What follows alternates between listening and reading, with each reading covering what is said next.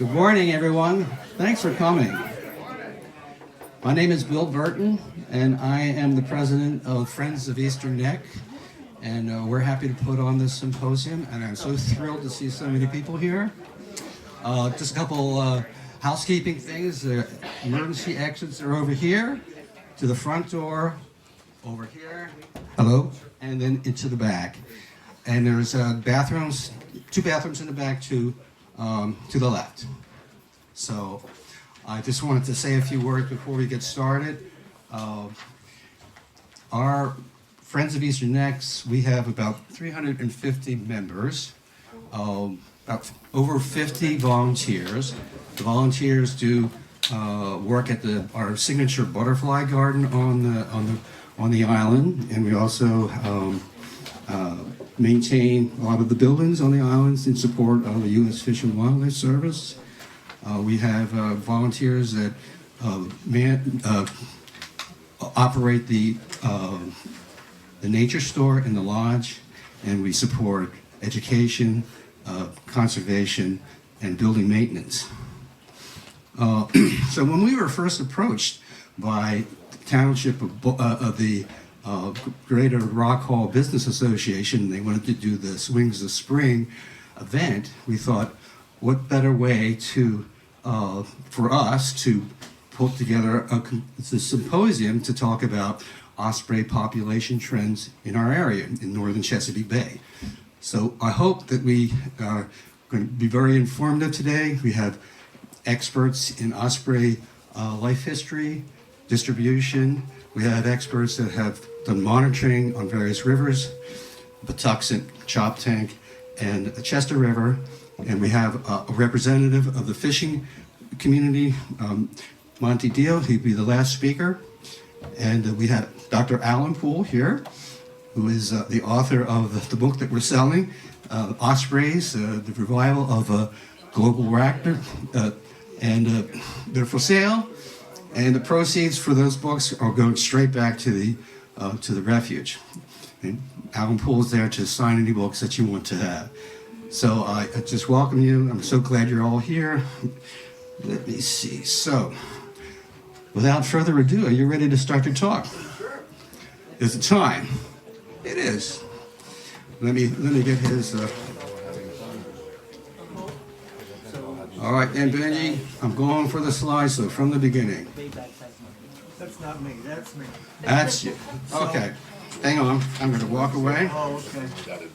Got it. And for, there we go. Got it. I was going to introduce yourself. Well, this Dr. Poole, stay right here. Stay right here. He's been studying ospreys for over 35 years.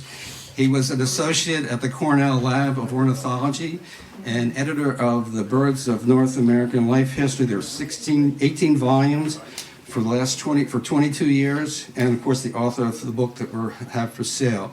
So he's a great speaker. He's going to talk about international distribution and the history of osprey revival from DDT contamination. Without further ado, here you go. Thank you.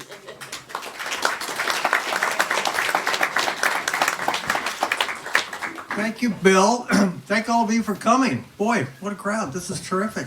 I'm very impressed with what I'm seeing here in the area and in Chesapeake Bay in general, the amount of work that is going on with ospreys. You know, when you stand back and think about it, and we'll be talking a lot more about this, ospreys are pretty extraordinary that they can bring together a group like this. And you aren't the only ones. There are osprey festivals all over the place. In Virginia, the Chesapeake, lots of other areas. You think about it, cormorants don't do this. Vireos don't do this. They're all wonderful birds. They're terrific. But there's something about ospreys that catches people's imagination. And what I want to do this morning is talk a little bit about some of the reasons that I think that happens. And who better to start with, whose imagination was captured earliest on than John James Audubon. Not only did he break the mold on painting of birds, if you look at paintings before Audubon, you notice how completely lifeless most of them are. Audubon really brought birds to life. And Ospreys was one of his favorites. This famed bird, he called it.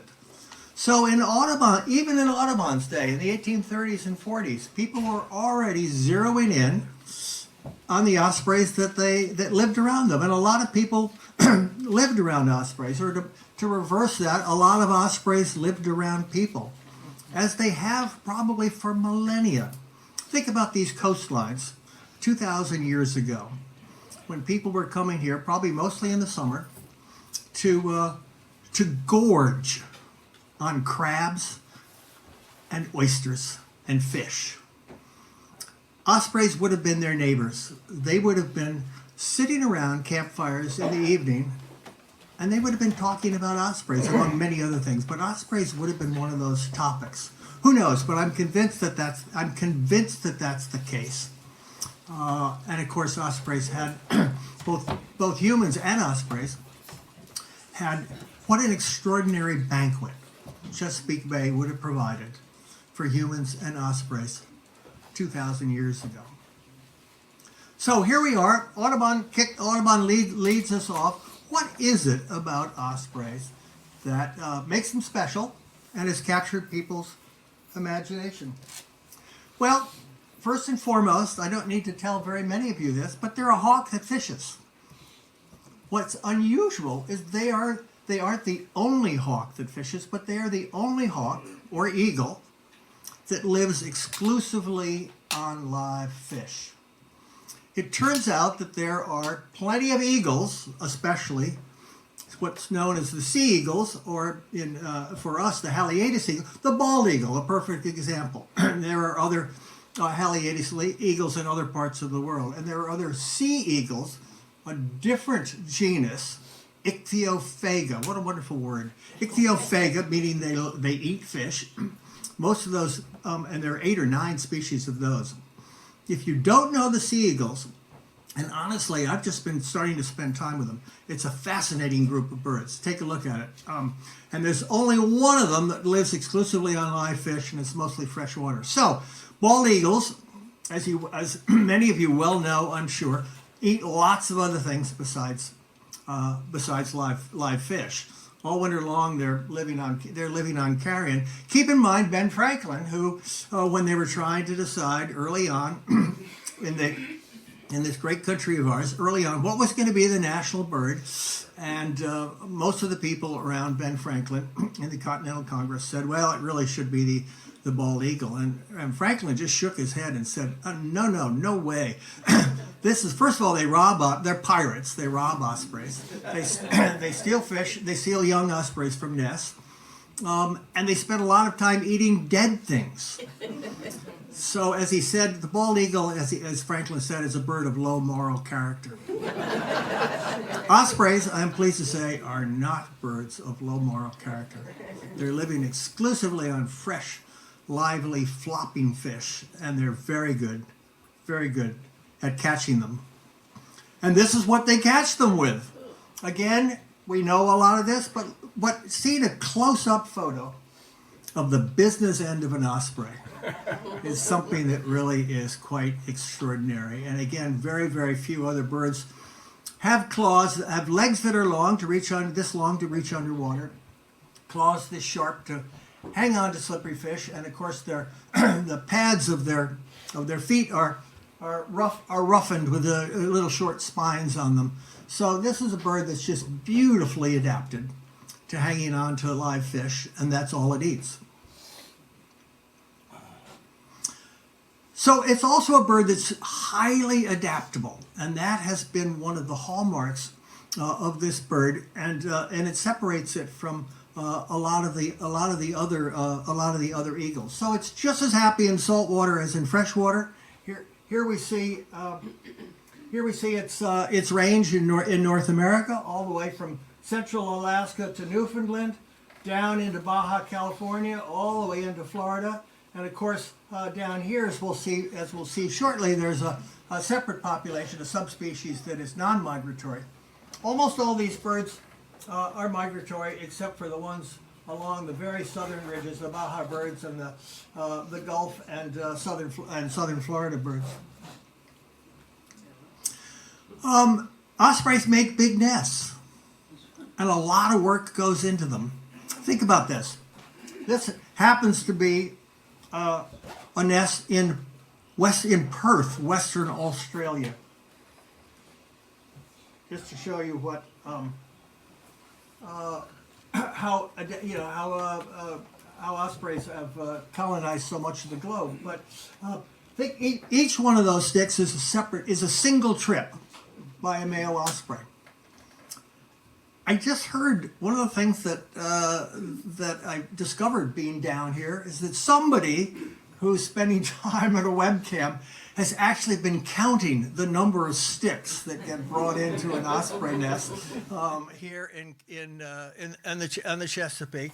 That is true dedication, and the numbers are well into the thousands. When you look at a nest like this, you're probably well into the tens of thousands. Keep in mind, it's not all done in one spring. It's done over a period of years. And that's the whole point of an osprey nest. You're building something that's going to last. And you're building something you can come back to. And especially for migratory ospreys, that's hugely important. Because you arrive back, you get a quick start on breeding, and that makes all the difference. It's for you. Silence your phones, people.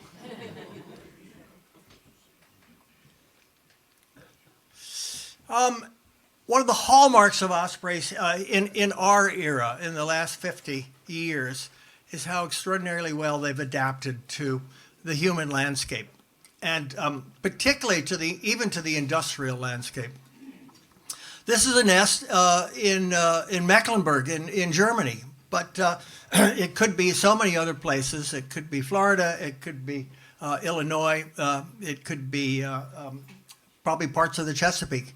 In this case, unlike parts of the Chesapeake probably, you notice the Germans being Germans, they've built little metal baskets for the osprey nest, and they've bolted them on, working hand in hand with the power companies that are there, as so many others, probably many of you are working with power companies too, to try and deal with osprey nests that can become problems. And it's a real issue for in many parts of especially many parts of North America. It's a real issue, and only going to become more of a one with ospreys nesting in places that where they become problems. There is one guy in Washington who is earning a living. He's putting his kids through college, putting out brush fires with osprey nest brush fires, I call them. He is a consultant to people who are having problems with nests, either power companies or communities that have ospreys. You know, they love lighting structures. They love ballpark lighting structures, that kind of thing. So he's busy as a beaver, writing, getting calls from these people, crafting plans for them, and he's basically consulting on how to deal with the osprey problem nest. So again, an adaptable osprey. Here you see an osprey nest platform on the salt marshes of southern New England. It could be many other places. I think you even have some parts of the Chesapeake where you have nests like this. We're slowly discovering that that nests that are this short, in the old days, were less vulnerable to predators, are becoming increasingly vulnerable to predators. So most of our salt marsh nests are taller than this and now have predator guards on them. But you get the point.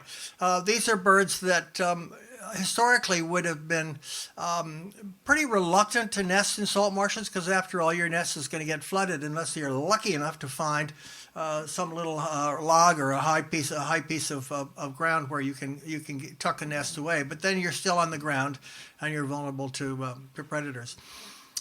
We have been able to transform many of these southern New England salt marshes with osprey nest platforms. They love being out in the marshes. It gives them protection from the worst of the disturbance. They're surrounded by the waters they like to fish, and these platforms are easy to build, and they become community programs. And we've got 100 where I live in the Westport River, southeastern Mass. We have 100 nests. The mouth of the Connecticut River, which is quite famous for its ospreys, has 60 to 80, I think, nests on similar sorts of poles. So salt marshes are turning out to be a terrific place for ospreys to nest. They never would have done it without us, or they would have done it in much smaller numbers. So it's a global species we've got here, and that's one of the things I really want to emphasize today. People have a vague idea that, yeah, ospreys nest in lots of other places, but keep in mind how varied these places are. And we'll be zeroing in on some of these places in just a little bit. But you have two northern populations in North America and in Europe, different subspecies. The North American birds migrate primarily to South America, the northern half of South America, mostly the Amazon basin.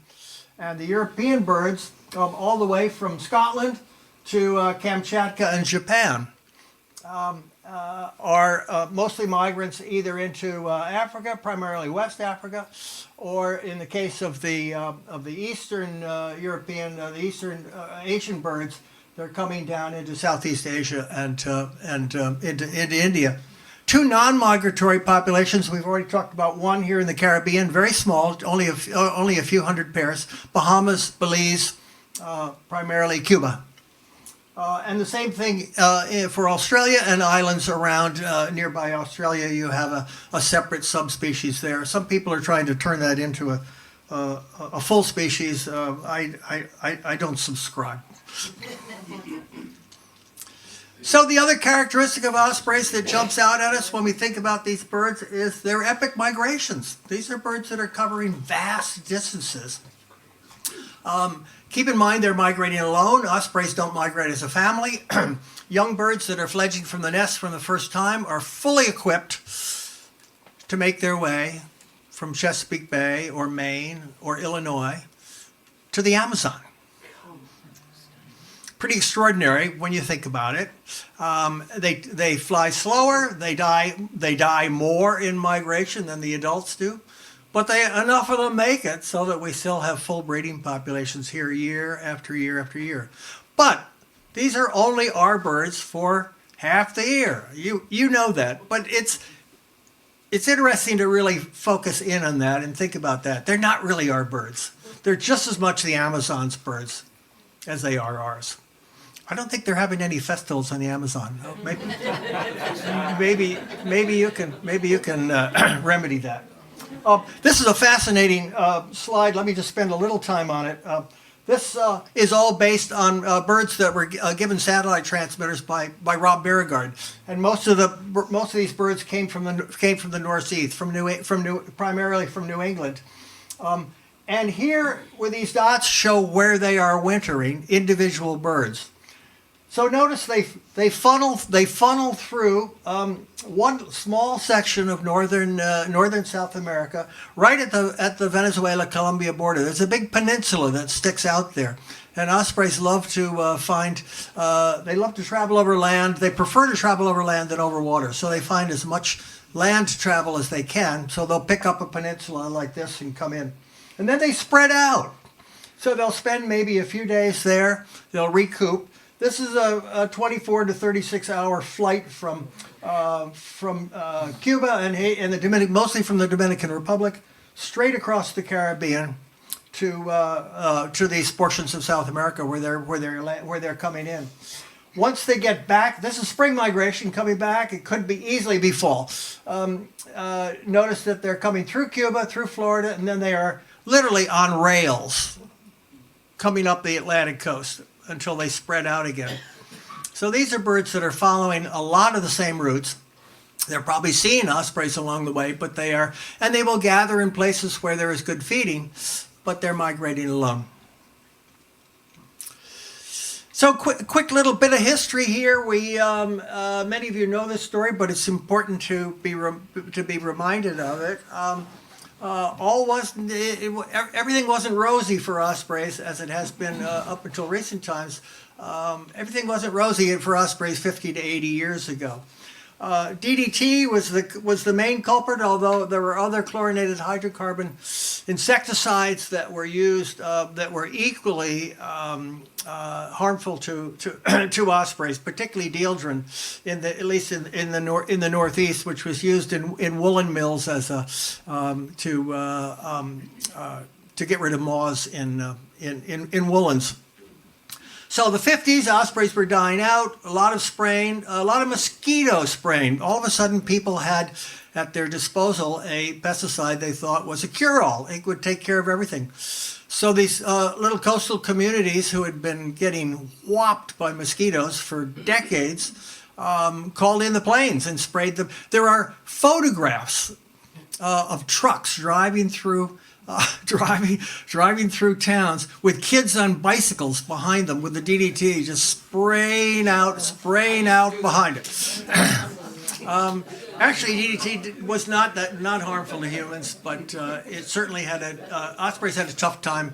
Mostly, it killed eggs. It either killed the eggs outright, the embryos and the eggs, or it thinned the shells and they broke. So this was a key time in the history of the environmental movement. People were, keep in mind, this was the first Earth Day was in 1970. So people were just beginning to gain a consciousness, and one of the things that helped kick that into gear was the osprey story and the story of DDT and other birds of prey. Ospreys, of course, weren't the only ones that were affected. But one of the people that helped spread this story and began to gather some of the first data was Roger Tory Peterson, the field guide author. He lived on the banks of the Connecticut River in Old Lyme and noticed that the nests that that he'd put up out of the salt marshes were pretty much empty of young at the end of the year. So he was alarmed, sounded the alarm, brought in a variety of people to help study it. And then there were people like Rachel Carson, who really we should be taking a big bow to, because she sounded the alarm more than anyone else.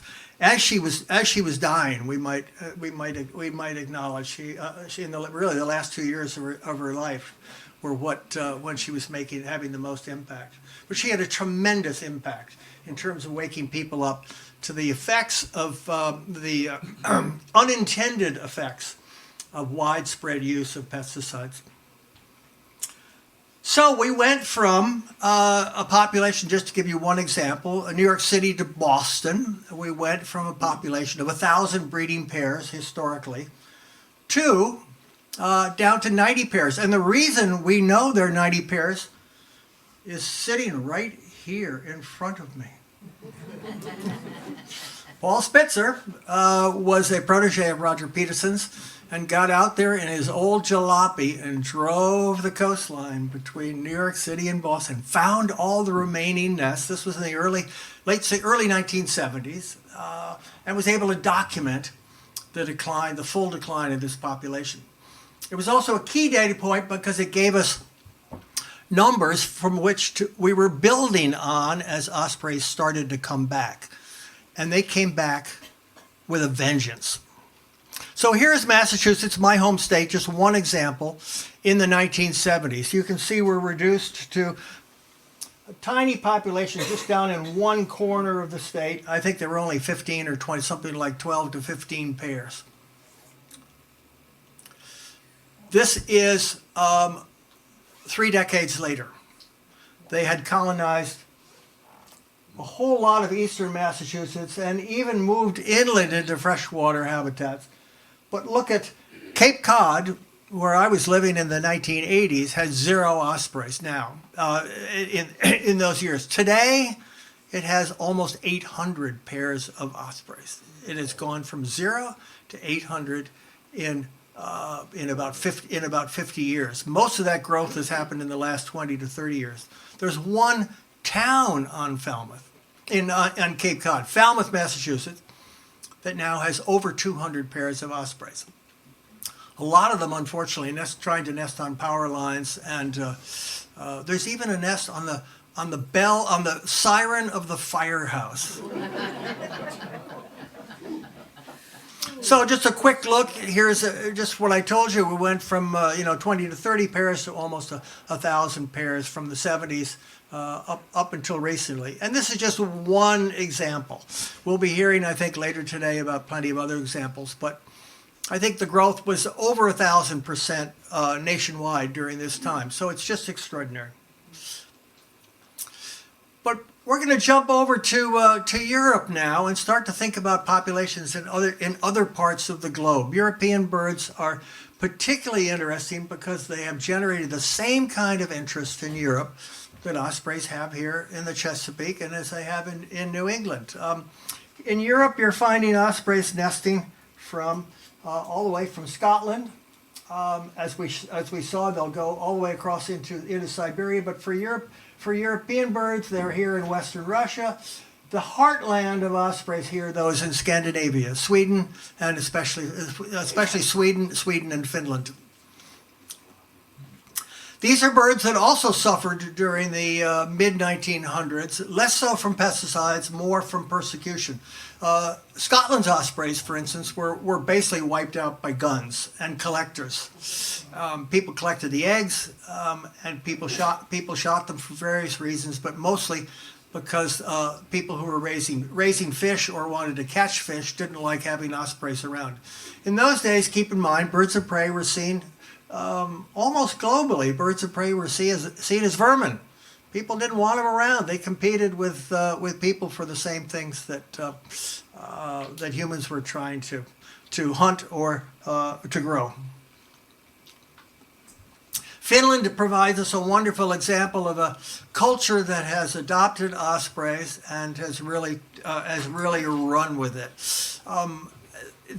For me, this photo captures everything you need to know about the Finns and their ospreys. This is probably late March. It's probably 38 degrees. It's just been raining.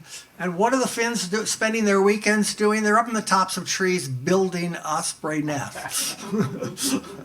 Only the Finns would do it. Of course, they're going to go home to a sauna, so all is well. But they are terrific people. And they have helped jumpstart the recovery of their population by building nests building artificial nests in the tops of trees. Keep in mind, these are birds that don't have a lot of other artificial structures to nest on. These are forest-dwelling birds. They nest in the tops of trees. And you say, well, Finland's got a ton of trees. It couldn't be a problem. Well, it turns out actually it is a problem. Very, very few trees are suitable to hold an osprey nest. And so by taking the tops out of trees and building artificial nests, you help to boost that population tremendously. I think there are over 1,500 nests, active nests now in Finland, and at least half of them are on artificial platforms like this that the Finns have built. Quick reminder that ospreys start out small. They start out small in Finland, and they start out small here. These are ospreys just out of the egg. If you look closely at that middle egg, you'll see there's a little hole in it. That's what we call a pipper. That's a bird that's on its way out. And I'll tell you what, it isn't spring until you've seen an osprey emerge from its egg. And now with webcams, you can do that, can't you? It is fantastic. You don't have to climb the ladder and get cold. Here's another Finnish icon. This is Pertti Sorla, who has been studying ospreys in Finland for over 50 years. Here he is in his 80s, still climbing nests to weigh and band the young. And he's still going. I think he's approaching 90 now, and he's still out monitoring his nest. So those of you who are getting monitoring programs going here, I've talked to several of you this morning, keep in mind, you've got a lot of years ahead of you. The Finns have built an osprey center, as have other European nations, but England, Britain in particular. But this helps them raise money for their project. It introduces tourists and people who come in to the glories of ospreys. This was set up at an old trout hatchery. Surprise, surprise. So ospreys are fishing these ponds right behind there, so people get good looks at them.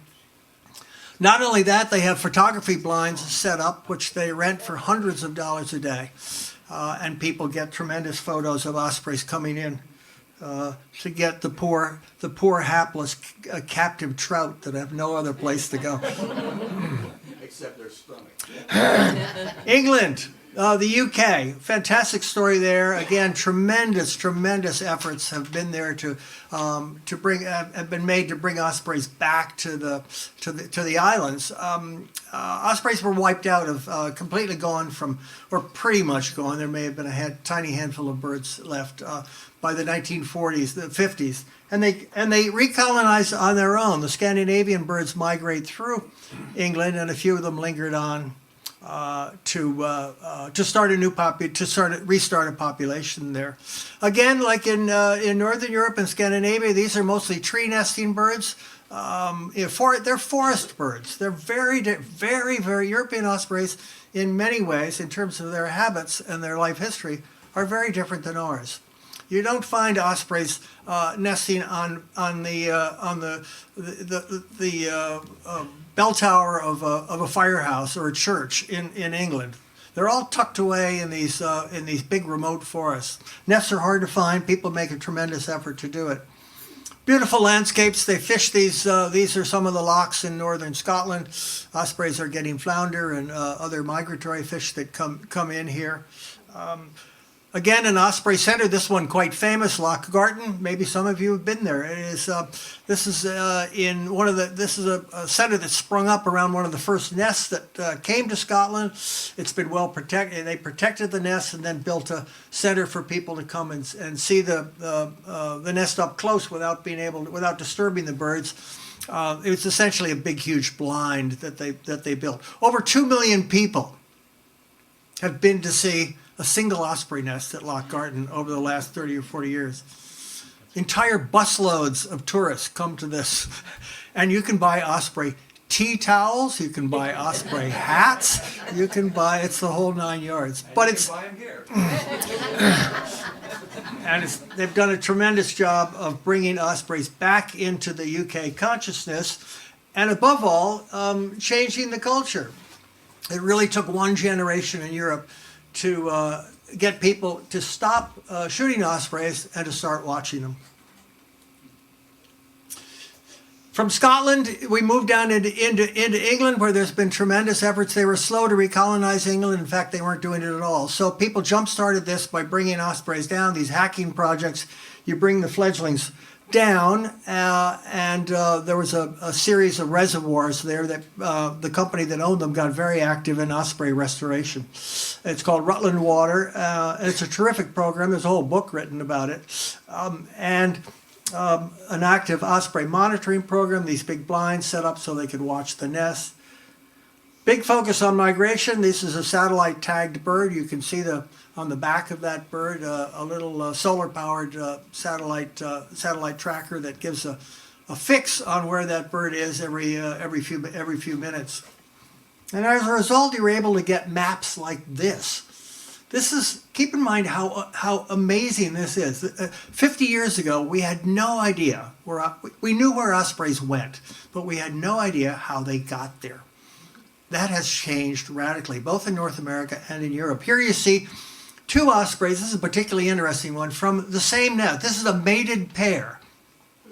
As my friend Rob Biergaard likes to say, ospreys, they often stay mated for life. And Rob says, just maybe it's because they take separate winter vacations. So, two ospreys going to different parts of West Africa, following roughly the same routes. One color is, what is it? Let's see. Spring is red and fall is blue. Notice how they're using landforms to get across the Mediterranean. So they are flying over water, but they're staying over land as much as they can, either through Sardinia and Corsica or through Italy and Sicily. And it's a tremendous migration. They'd have to, and note that they're wintering in totally different places. So they come back and they reconnect at the nest. The nest is what is the key part of any osprey's life. That is what they're flying back to. Unlike our birds that have to do long water crossings, theirs is for the Mediterranean is not nearly as much of a problem. The Sahara is much more of a one. It's a 4 to 5 day flight across the Sahara. Obviously, not a lot of fish. How do ospreys do it? They pack in a lot of fat. Fat is all about what migratory birds is the fuel that migratory birds are using. So it's these tremendous crossings. Here are some of our birds, lovely painting by Julie Zickafoos on their 24 to 36 hour flight across the Caribbean. Remember, ospreys can't land, so it's fly or die. You gotta make it. You hop off from the Dominican Republic and you have no chance to land until you hit South America. Back to Europe, the European birds. This is West Africa, Gambia. You see traditional fishermen here. Ospreys eating some of the same fish. One of the things that ospreys need to worry about on wintering grounds, more so in South America, but also in Europe, are fish farms. Fish farms turn out to be a big hazard. There are probably several thousand ospreys that are shot at fish farms in South America every year. We don't. It's hard to get the numbers because these are in remote locations, but the odds are pretty good that ospreys are getting shot there. This is a magnet that ospreys can't resist. Think about it. They're flying over. They're hungry. You look down at the ponds. There are thousands of fish in these ponds, so they circle back and hang out for a few days. The big fish farms have nets, and so they're less of a problem. The small ones, these mom and pop operations, it's much using a shotgun is much easier. One of the things I love about ospreys is how they link continents and cultures. Here we see a school in Senegal, West Africa, that has been set up with remote contact to a school in Scotland. If you look way back there, you see a couple of Scottish people, but these are mostly Senegalese students. And wouldn't it be wonderful, and I know some people here have already thought about it, if we could create similar links with South American schools where ospreys are wintering. Needless to say, the internet makes a lot of that possible, although many parts of South America do not have internet contact. But it could be done, and it reminds us once again of how ospreys are really spanning the globe and captivating people wherever they go. I want to talk about one other population before we leave here this morning, and it's very much in the news. I had kind of forgotten about Middle Eastern ospreys, but it turns out that this is the Red Sea, the Persian Gulf in particular, are centers of osprey nesting. In this part of the world. They nest along almost desert shorelines, and they nest particularly on little offshore islands where they can get protection from predators. These are vulnerable populations. These are birds. It's not a big population, maybe 200 or 300, 400 or 500 at the most, all told for the Middle East, for these three bodies of water.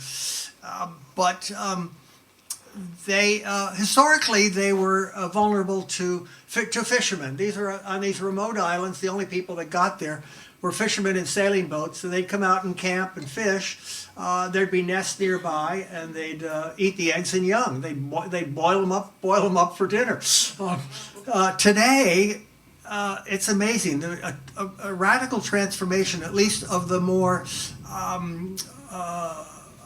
more developed parts of this coast. It's turning out that tourism is hitting these coastlines, not surprisingly, in a big way.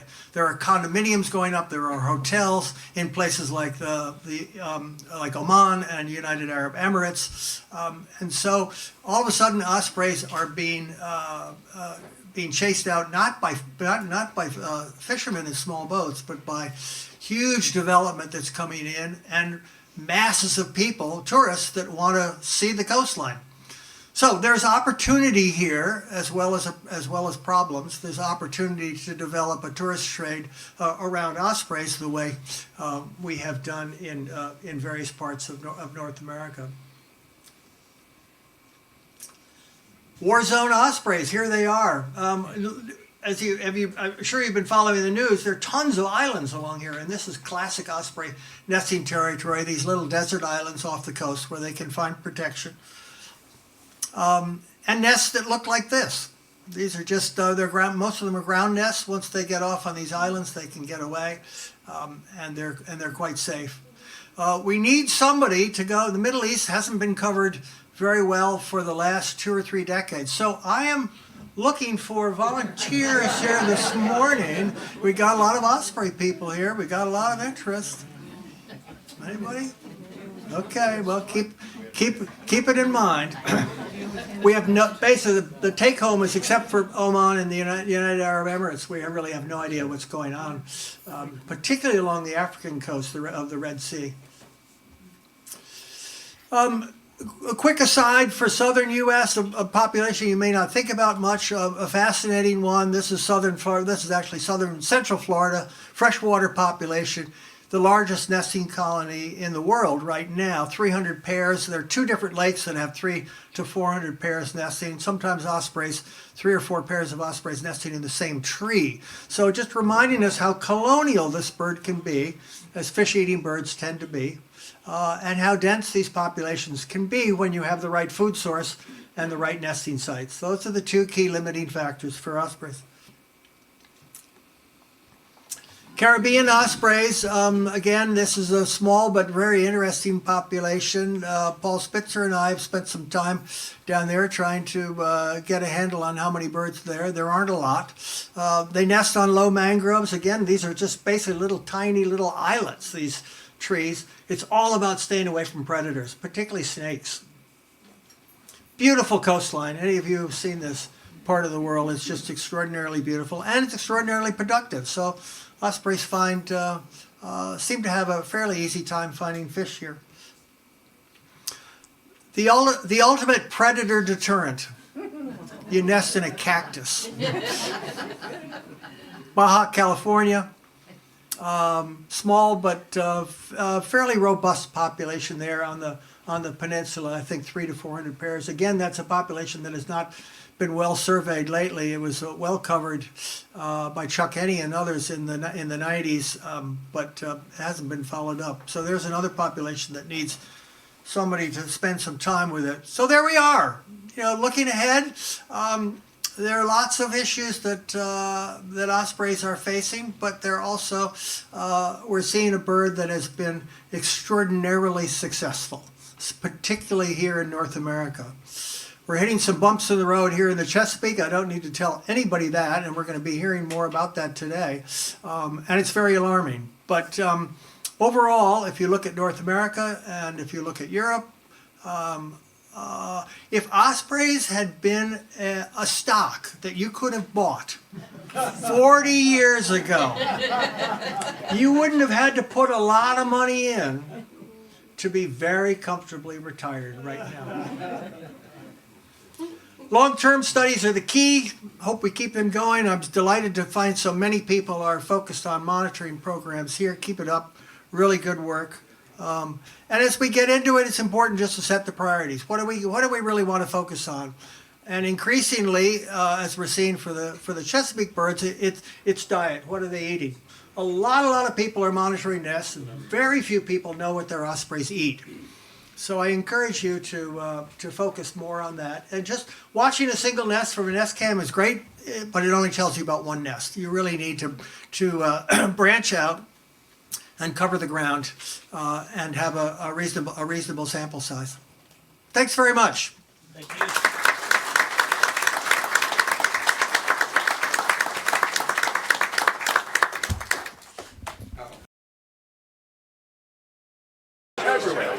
Let's get on with the next speaker.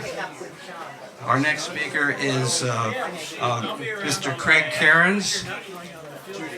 Craig has, for over 40 years, he has been the Senior Park Naturalist Scientist for the Maryland National Capital Park and Planning Commission in the Patuxent River. He's an expert on wetland ecology on the Patuxent River in Chesapeake Bay and a licensed bird bander and authority on ospreys. And he's come here today to talk to us about his monitoring that he's done on the Patuxent River for 40 years? This is the 43rd. 43 years of active monitoring of osprey nesting success. So without further ado, please have a hand for Greg.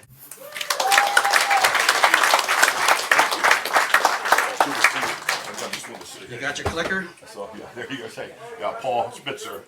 He doesn't need a microphone because he's got a big voice. Yeah, I can speak pretty loud. Can everybody hear that? Yeah.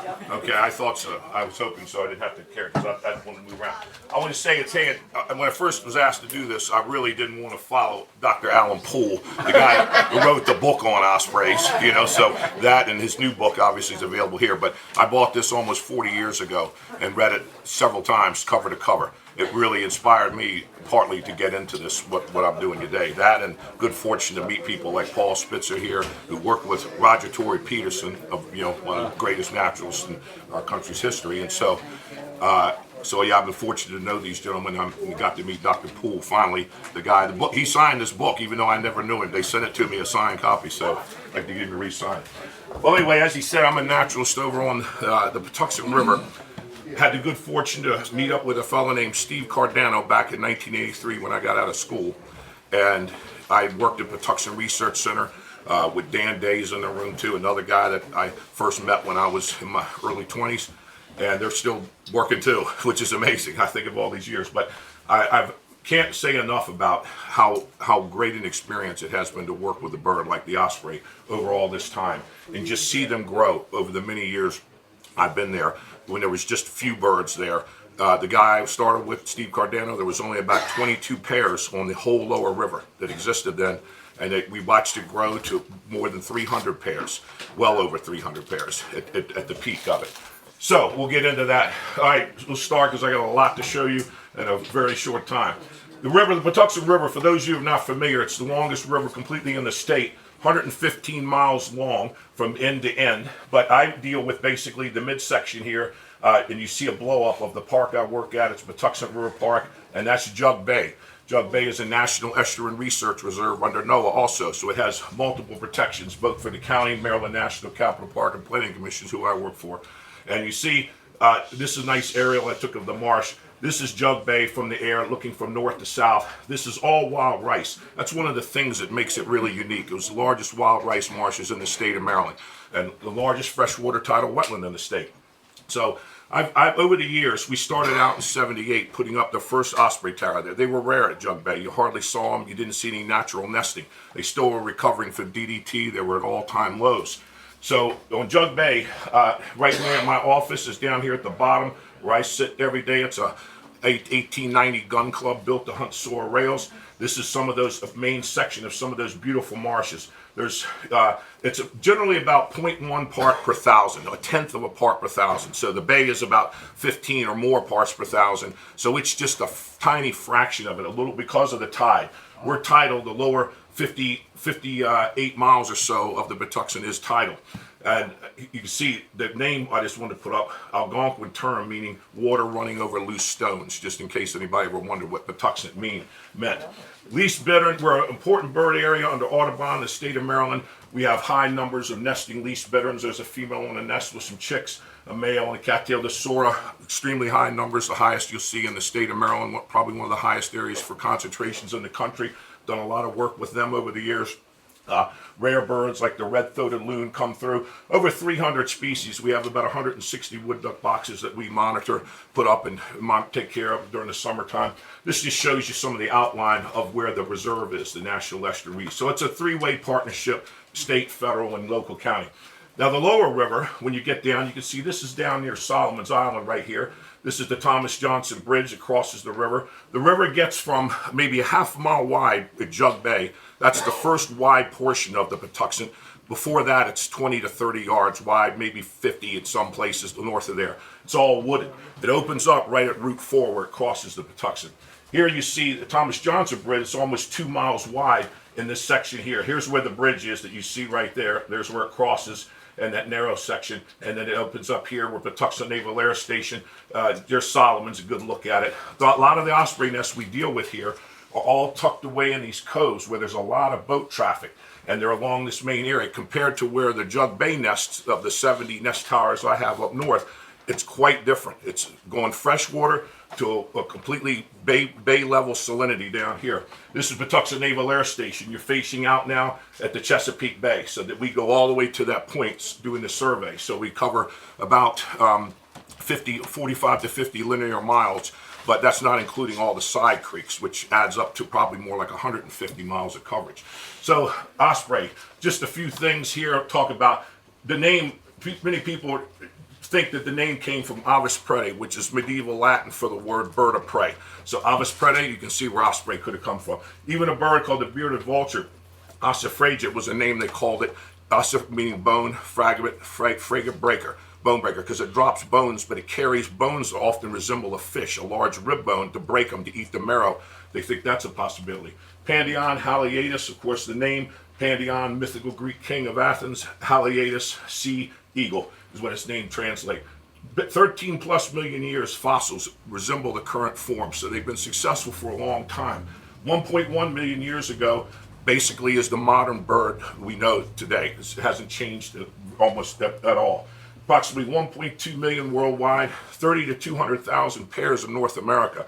That's a wide range, but no one really knows how many are in the interior of Canada, very remote areas. But 8 to 12,000 pairs in the Chesapeake Bay, that's the highest concentration in the world. So we have really something. That's why osprey is so popular, I think, here.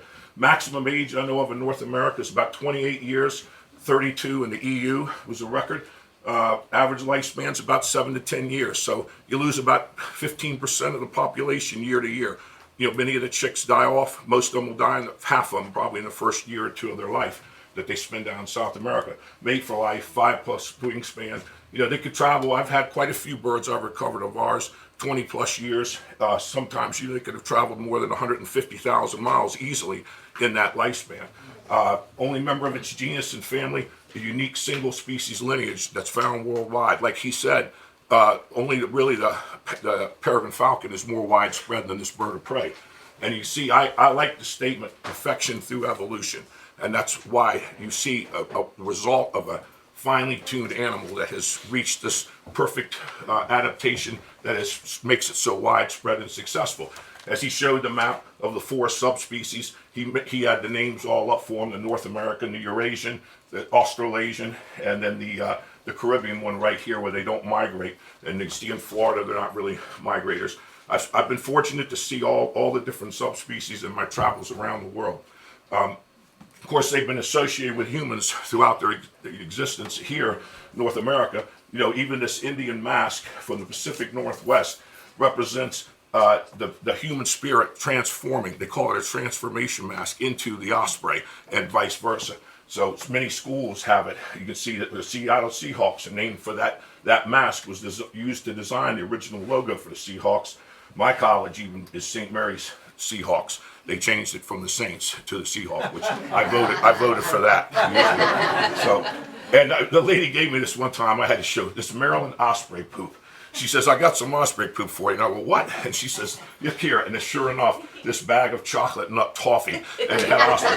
But on the back, you see where it says Maryland? I thought, wow, this came from Maryland. And then on the back, it says made in Oregon. So that kind of surprised me.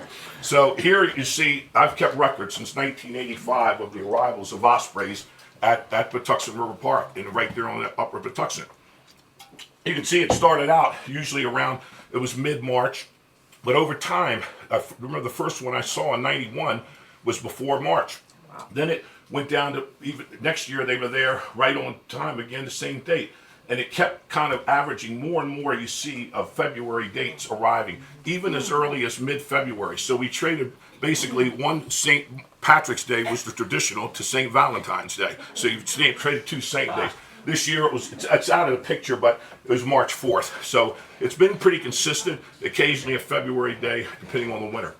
And during my career and working with Steve and on my own, we banded close to 6,000 Ospreys out there on the Patuxent River. In the past 42 years, this will be the 43rd year.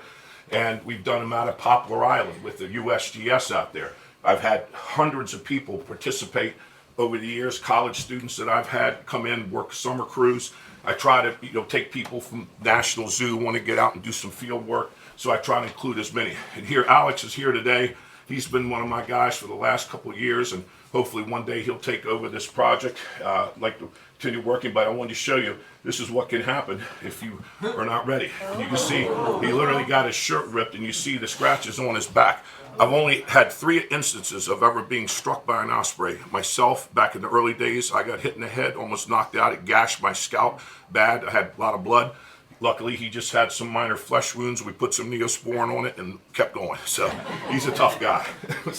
And of course, not only students, high school, adults, photography groups, all kinds of groups. I include them as data collecting participants, and a unique opportunity for them to see and help with the banding of the ospreys. And so these girls worked there one year, and they each had a bird that they named after themselves. I remember this. So kids that usually don't get these opportunities, we try to include as everybody, if we can get them involved. These are some of the band returns that I've had. You can see they're spotty. Like here's an oddball one, went up to Maine, but all of them originated here in Maryland. But you can see the path similar to what Alan was showing. You see the furthest one I've had is down here near the state of Rondonia. It was about 4,000 miles, slightly over, maybe 4,200. And you see these aren't the pathways, but I had someone just plot it, just showing you some of the straight line linear distances. Very unusual to have some go to the Gulf Coast. So you can see an osprey can pick up about 50% or more of its body weight. I've seen some records that I didn't even believe, over the years of how size. But typically 2 ounces to 4 pounds. They need about 300 to 400 grams a day, so about 3/4 of a pound to a pound of fish a day to sustain them, depending on the size of the bird. They have really amazing adaptations. The rapid focusing at high speed, their eye has an ability to do. Very light feathering on their legs so they don't absorb water. Their legs are long, they're over 1 foot long, so they can penetrate below the surface as much as 2 feet or so when they impact. And you can see they can fish from 30 to 130 feet up with a 25 to 75% success. Generally like 1 in 3 dives around that range, sometimes hitting up to 50 miles an hour. They angle themselves at steeper angles to the prey, which helps reduce the effect of refraction. As Alan showed you, the talons, these talons are known that they've timed them as close as fast as 2/100ths of a second. It's almost an involuntary reflex. The toes are equal length and the talons are smooth and very curved compared to some other birds of prey that penetrate deep in the fish. Now they have this one reversible talon. Owls have this also, but this one talon is called facultative zygodactyly, or reversible outer talon. Gives it the versatility. You can have a 4-way opposing grip coming in from both all angles and penetrate, but you can reverse it to the front so they can perch. It's much easier to perch with 3 in the front for their balance. You can see the size of the talon of an adult right there. You can see this is a juvenile talon. The talons are pretty much full grown at about 6 weeks or so. The length of the talon will increase, but the bone and everything is pretty much finished at that point. So they have 2 foveas, which we don't have. It gives more of an area of focus in their eye. They have a density of over 200,000 of these photoreceptors compared to humans. Well, we have 200,000. They have about 1 million per square millimeter in their eye. So right there, it's at least 5 times more powerful. But these Crampton's muscles aid their ocular lens to see prey at great distances. They can focus from close to them to infinity very fast. This dark eye band, of course, that absorbs light like a football player using eye black. Nictitating membrane comes down, sweeps over the eye. They can see through it, protects it. Closing flat nostril. When they strike the water, to keep water from shooting up into their skull and their sinuses. A prominent crest, to display their moods. A brow ridge that shades their eye from the sun. Their sensitivity to UV light is known because it helps many fish reflect that light and allows them to see it in a high contrast situation, separating it. So, male and female, as he mentioned, are about a third in size difference. Males, I've weighed a lot of adults, 1,400 grams, typical around 3 pounds, maybe a little over. Females are more like 4 pounds, but I've had them over 2,200 grams. I've had some males that are up to 1,650 or so grams. But dense, oily plumage keeps them dry. And you can see what a lot of people refer to as the necklace here, the brown patch the female has compared to the male. Some males have some marking, but generally the female is going to be more heavily marked. It can vary, but that's more likely. There's just a picture showing you a pair together on a cloudy, misty, rainy day. There is a male. You can see the slimmer profile. She's a little bigger, a little chunkier. And just by coincidence, there was some little blue herons. I remember sitting under that. They were immature little blues, all white. You normally would never see that. I mean, if there was any other bird of prey there, they wouldn't be there. Obviously, they know the osprey has no interest. So they also have a highly flexible wrist joint. This area of their wing, the wrist area, you see right here, very flexible. It aids in hovering and gives them greater lift from the water. They're long, thin wings, and they're very stiff feathers, stiffer than some other birds of prey. Of course, this V-22 osprey is named for its ability to hover and vertically take off and then fly like a bird once they rotate the nacelles ahead. Now, the Atlantic menhaden is a high-energy, oily fish. Some of the species they eat, one of their favorites, is one of the primary food sources, especially in the lower, saltier parts of the bay. Gizzard shad is one of the main things they eat up in Jug Bay, where I am, in the freshwater. That's one of their primary. Catfish is another common food in the upper estuary. Perch is. Sea trout in some areas, in the saltier area. But they're opportunistic. They can eat almost any fish, but not all fish are created equal. That's the thing. Here at Jug Bay, people have let their goldfish go, and they've now infested the whole area, I would say. They're, invasive species. But look, I took a couple of these from the nest cam. That one, I was standing on the dock with an iPhone and took that one. That's how close the birdie was using our dock to feed on. So there's a typical gizzard shad, which you see quite often. But now, in many nests there, on our nest cams, I've seen probably at least certain nests, at least 30 to 40% of the diet has become goldfish there, which is interesting but you go downriver, there's no goldfish. Salinity, as soon as it increases, they can't live. So here's one with shad came in. Channel catfish. That's a nice size one. So you can see 1.5 pounds, 2 pounds is typical. This goldfish sometimes are 12 to 14 inches long. The only thing they can't eat, they utilize every part of that fish. I've watched them swallow the tail, all the fins, everything. Eat the skull, they can crush it. But catfish skulls are too thick, they can't crush it. Their nest is usually full of those catfish skulls at Jug Bay. And channel cat, that's not even native. But certain fish, I said, are better for ospreys than others, with fattier, oil-rich fish providing the higher energy content essential for reproductive success and the growth. While they're opportunistic, I said the quality of that fish significantly impacts their health and their breeding outcome. So it is important. So the fish, like I said, are not created equal. So some of the osprey towers we put up there started out with pine saplings we put together with a 4-foot square platform back in '78. And by 1985, I had increased it to 3 towers. I really got interested in them in the first few years I was there as a high school student. And so I started, this was over at Quiet Waters Park in Anne Arundel County, over near Annapolis. This is one I had a couple kids go with their dad, and they put that one up for me on there because everybody was driving across the bridge and saw that it was falling apart. So I gave to a guy who used to work for me. He took those kids down with his dad, and they did it. So here's what we do every year. I need to go out. I get our park rangers to help me. We build a bunch of these. I get volunteers, sometimes senior groups. I just had a Boy Scout do an Eagle Scout project. We've done dozens of those and helped build these and put them up. And we can sink them in the mud fairly easily. This is just a much simpler design. We use vinyl coated wire so it doesn't rust, and it put stainless steel staples, put it in. These make a perfect lightweight. I can carry 7 or 8 of these in our big Osprey John boat that we take out. Now, just to show you how dependent, this is just a small grab sample on the Patuxent. Here you can see the vast majority from 2013 to 2016 are all man-made nest towers specifically built for them. Very few. Your tree was almost insignificant on the Patuxent. Here, your channel markers. That was one of the main things they first shifted to when they were moving off of trees after the DDT era.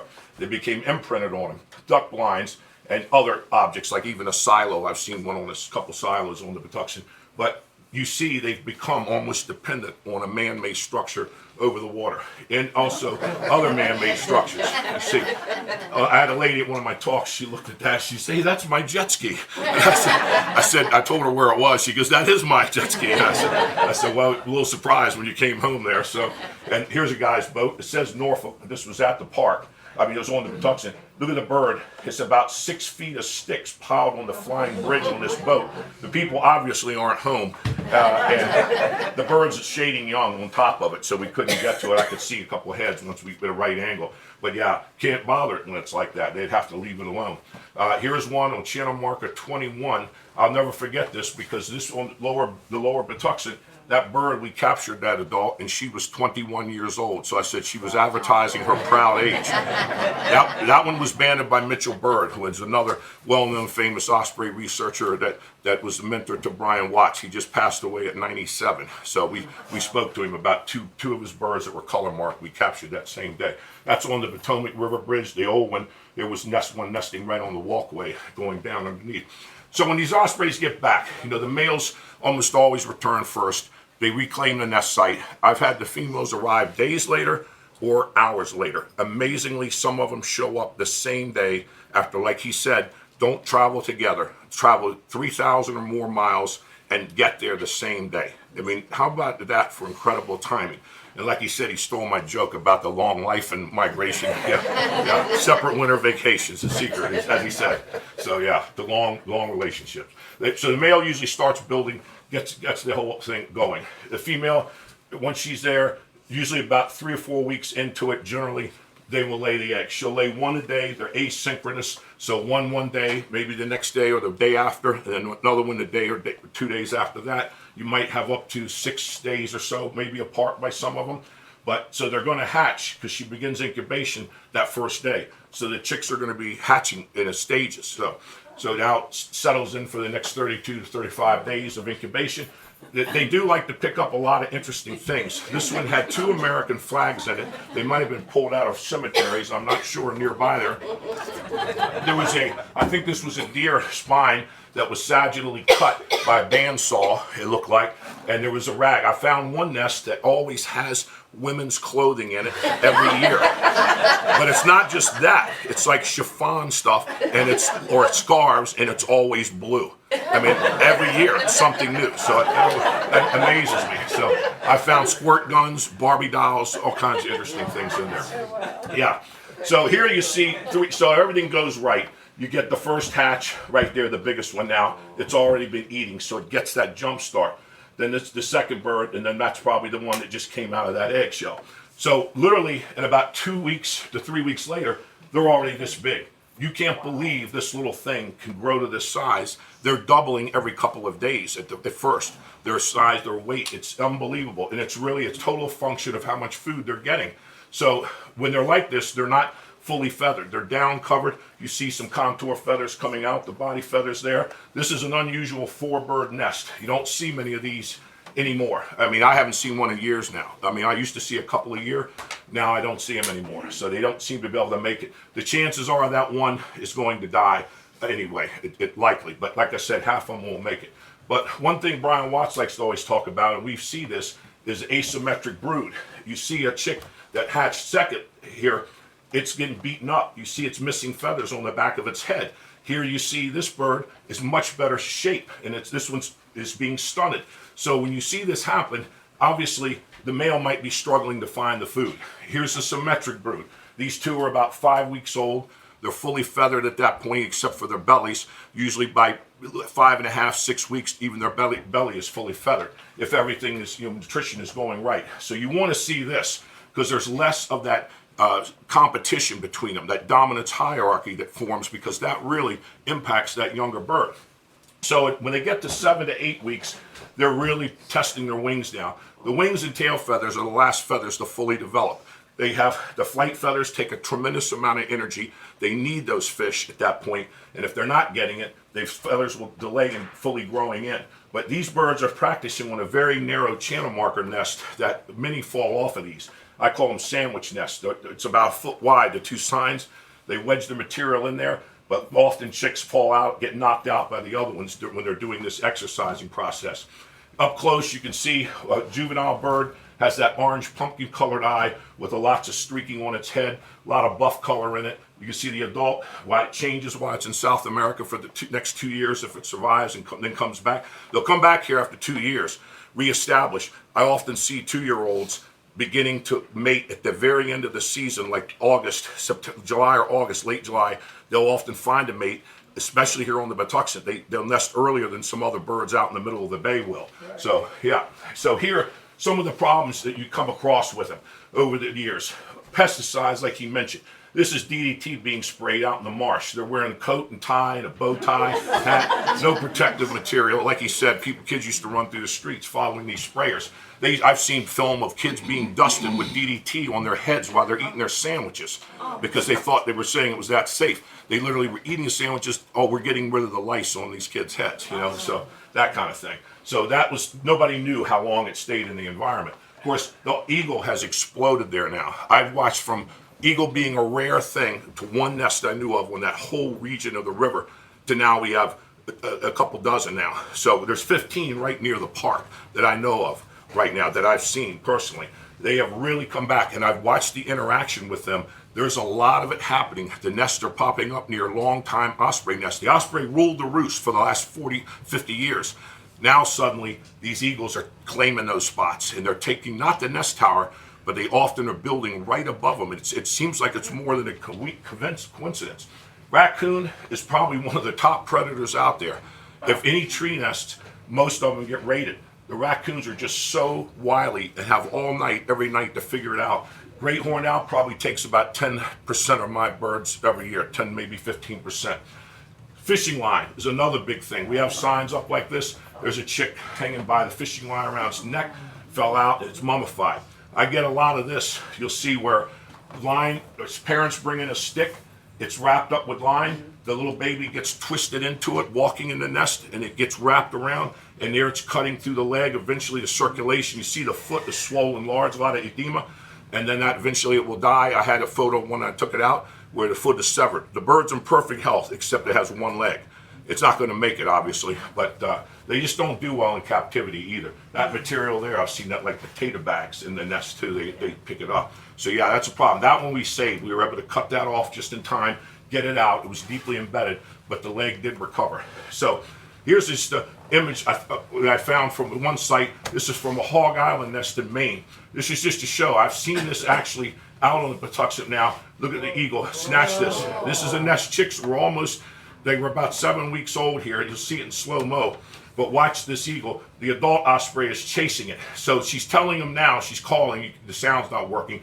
She's back there. She's telling him, get down. This one jumped prematurely. It doesn't fly well. The eagle tries to grab it right there. And then this one went to the edge, and the eagle just came and snatched it. Lucky the other one was back from the edge. So, but I've seen them in the trees with Alex eating some of the chicks that we've had produced out there, and some other ones that have vanished. Another thing that I've seen a lot of now is the fish crow. When I first came there, fish crows weren't that common. It was mainly American crows.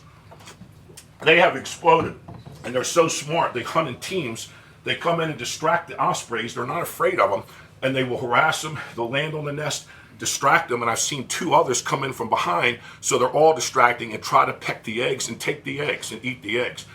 I saw one nest destroyed by 2 or 3 fish crows 3 times. The female laid 9 eggs. The same nest was on one of our cams. But she just wouldn't learn. She was not very experienced. She would get off her eggs and leave them alone sometimes, and you can't do that. So cormorants, not a very good picture, but cormorant nests have popped up on the Patuxent. They're all over these towers. That's just a small group, but they also could have some impact because they eat similar size fish. But they were a problem that didn't exist before. Now this blue catfish, this is another invasive thing. Yeah, this guy's my size, and that fish you see, he's the top blue catfish guy, probably in the state, and that's 95 pounder right there. He's about 6'5" and 6'4", 6'5", holding it. This one, look at the belly on that one. So that fish is full of other fish, and they've even seen wood ducks in some of their stomachs, a whole adult wood duck.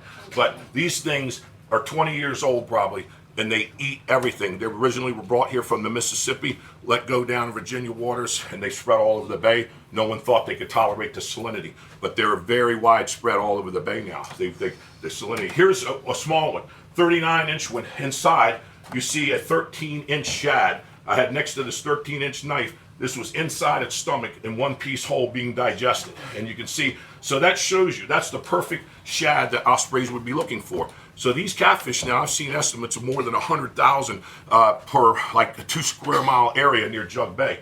The state's out there surveying them all the time. So I've also looked at the weather. Last year we had 4 years in a row of La Nina conditions, which is rare actually. These last 4 years have created a lot of cold, wet springs because I'm there every day. I see these nests. Last year I said to myself, it was June 16th, I said, it was raining, high in the 50s. I said, I guarantee you ospreys are dying all over the place today. 2 weeks later, it was over 100 degrees for the rest of the month. So the first half was colder than average. That June 16th, they said, was the coldest in 40 years on a mid-June day. And the chicks were running so far behind last year, so late, that there was, many died. Many died. I remember going back and checking them after that. So what would happen after that is, often the eggs don't get, you're getting too much cool weather near the end. The eggs didn't get kept warm. So the incubation failed. So you see a chick here now that's at least 5 weeks old, hiding. They get down high. Here's one that's all wet. And then here's one, if they're this age, pretty much forget it, because if they don't get under the female, they won't be able to survive. They're going to get literally cold and chilled, and they'll die of hypothermia within hours. They're gone. So here you can see someone's cut off a little bit. You know, the Atlantic menhaden, one of the most popular fish for ospreys throughout the higher salinity areas of the bay.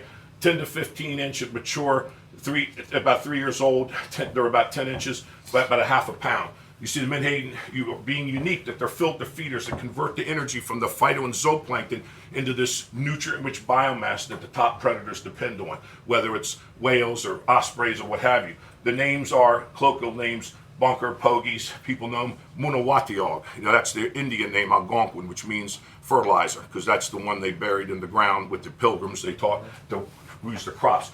If I look in the nest, sometimes if they don't have to eat the tail, there's a menhaden tail. It has that yellowish color to it, one carrying it. So most of the bay area, except the freshwater areas, depend on it. So major uses of it: aquaculture, animal feed.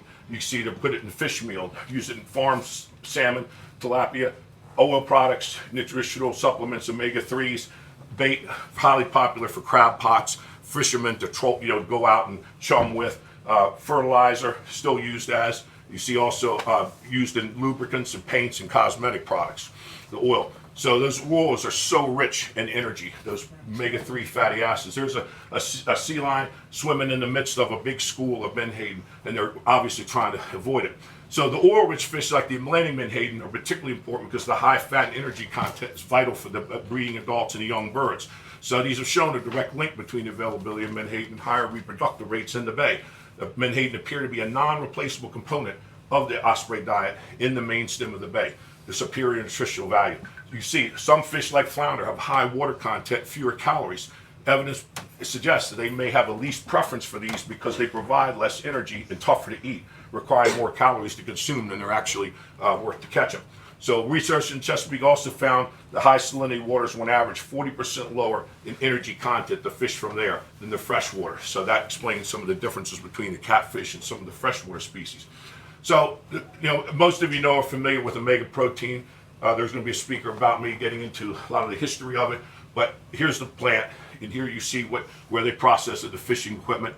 Here you can see it's done by spotter plane, circling out over the bay or off the coast, marking it where the nets will be circled, the purse seines, and eventually you see them, they haul them in to the main boats. So whales, as I said, dolphins, you see loons, bluefish, wahoo, red drum, white stripers, going down the list of things that do feed on them.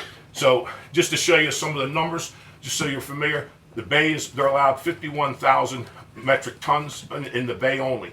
The total catch was reduced for 348 back to 300 million pounds in 2024. And you can see 186,000 is the current Atlantic coast metric tons that is being taken. So these are some of the setups. You can see where it is near the mouth of the bay and inside the mouth of the bay in Virginia. But you can see 75% of that entire catch for the Atlantic coast goes to Omega. So the Potomac Fisheries Commission posted this. They had the lowest in 2024. They had 692,000 pounds, which is a third of the previous all-time low in 61 years of this. Previous all-time low was 2 million pounds the year earlier. All-time high was over 20 million pounds back in '83. The average for 61 years was 7 million pounds. So it was the catch on the Potomac by the small-time guys was 10%. So some of the key periods of decline is, some of the overfishing in the past is what has done it. Late 1870s, a major collapse of the industry occurred in New England during the expansion of the fish oil industry. Led to severe depletion in menhaden stocks, causing factories to sit idle and creating civil unrest, the menhaden wars. They moved toward this after the whale industry began to collapse in the mid-1860s and late 1870s. Menhaden stock contracted geographically, and you can see in the 60s, due to scarcity of fish, landings of 5-year menhaden plus dropped significantly. In the 90s, Gulf of Maine collapsed. You can see reduced it by 98%, attributed to decimation of older spawning fish. That was largely due to factory ships from Russia. They caught 2.2 billion pounds, which is about 4 to 5 billion fish, probably. Yeah, so here you see that right here, the population of menhaden, record low levels again. Total population hit a 54-year low in the 2000s. So obviously they have the cap now. Overall, the coastwide stock is not currently considered overfished. According to some recent assessments, the population in the bay has shown significant declines in juvenile recruitment, and older, larger fish are rare. Recent studies indicate mortality in starving osprey chicks. Obviously, that's why we're doing this study bay-wide with people that are going to speak right after me, Barnett Ratner and Dave Kramer, in a minute. If you ever get a chance and you want to learn about it, watch this film called The Biggest Little Fish You've Ever Seen. It's online. You can find it if you want to read about and learn about menhaden and the whole story about them.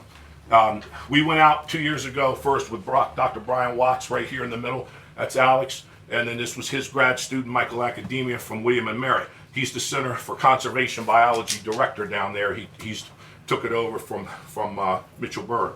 So impact osprey in 2024. One of the bottom lines, here's a dead chick in the nest, starved to death. Again, that asymmetric view of a picture. These are the study areas that Brian had outlined with everyone there. We did a small lower section, you saw him in the boat with us, of the Patuxent. Now we expanded it to freshwater. 2024, the rate was less than 0.6 per active nest in the main stem. Osprey which nest in the main stem are no longer sustainable, as a minimum reproductive rate needs to be 1.15. So you're less than half of what you need just to maintain a stable population. 2025 study areas, you see all the different people highlighted our name, our group. There were 23 study areas, more than 1,000 pairs looked at in 2025.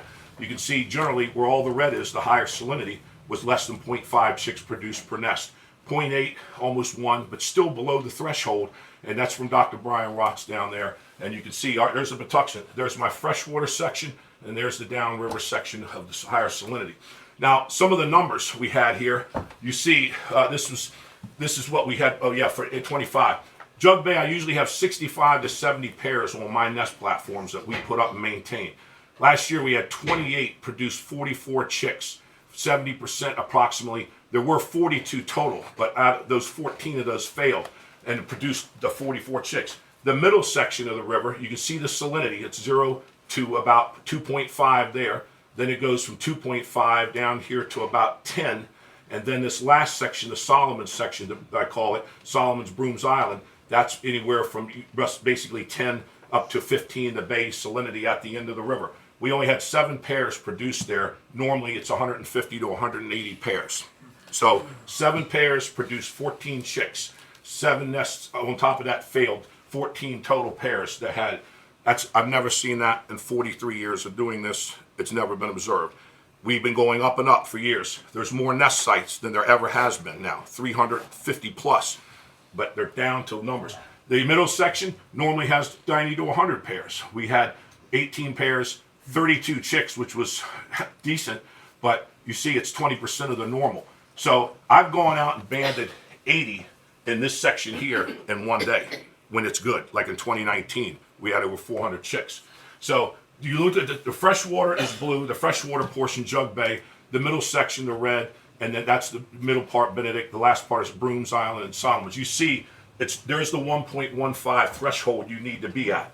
You can see there has been a couple good years over this last 10 years. This is where it peaked. 22 was the last big year. Since then, it's going down, and they're well below. You see the dots. Anytime those dots are below that line, you're in a losing proposition with ospreys. So here the numbers are from Brian. This is all 2024. The mean number of young fledged prepared. This number circled shows you 0.51 at all the high salinity greater than 10 parts per thousand. Down here, this number is it's 1.36.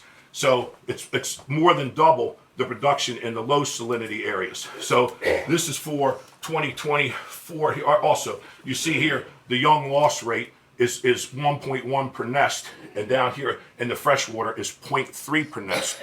So that's a big difference. You're losing a lot more chicks. They're starving. The 2025 results of this whole bay-wide section, where you can see 0.25 young prepared in areas greater than 18 parts per thousand, moderate 12 to 17.9, 0.3 young, moderate salinity 0.4, and then 1 point in the low salinity. So none of the 18 study areas above 5 parts per thousand reached the minimum productivity threshold of 1.1. 74% of the 741 pairs failed to produce any young. Major finding is the reproductive deficit is not restricted to the 10 part per thousand salinity. It extends up the tributaries to the 5 part per thousand. That includes more than 80% of the entire surface of the bay. So this is something I've seen. I've never witnessed this before. This was all adults hanging out.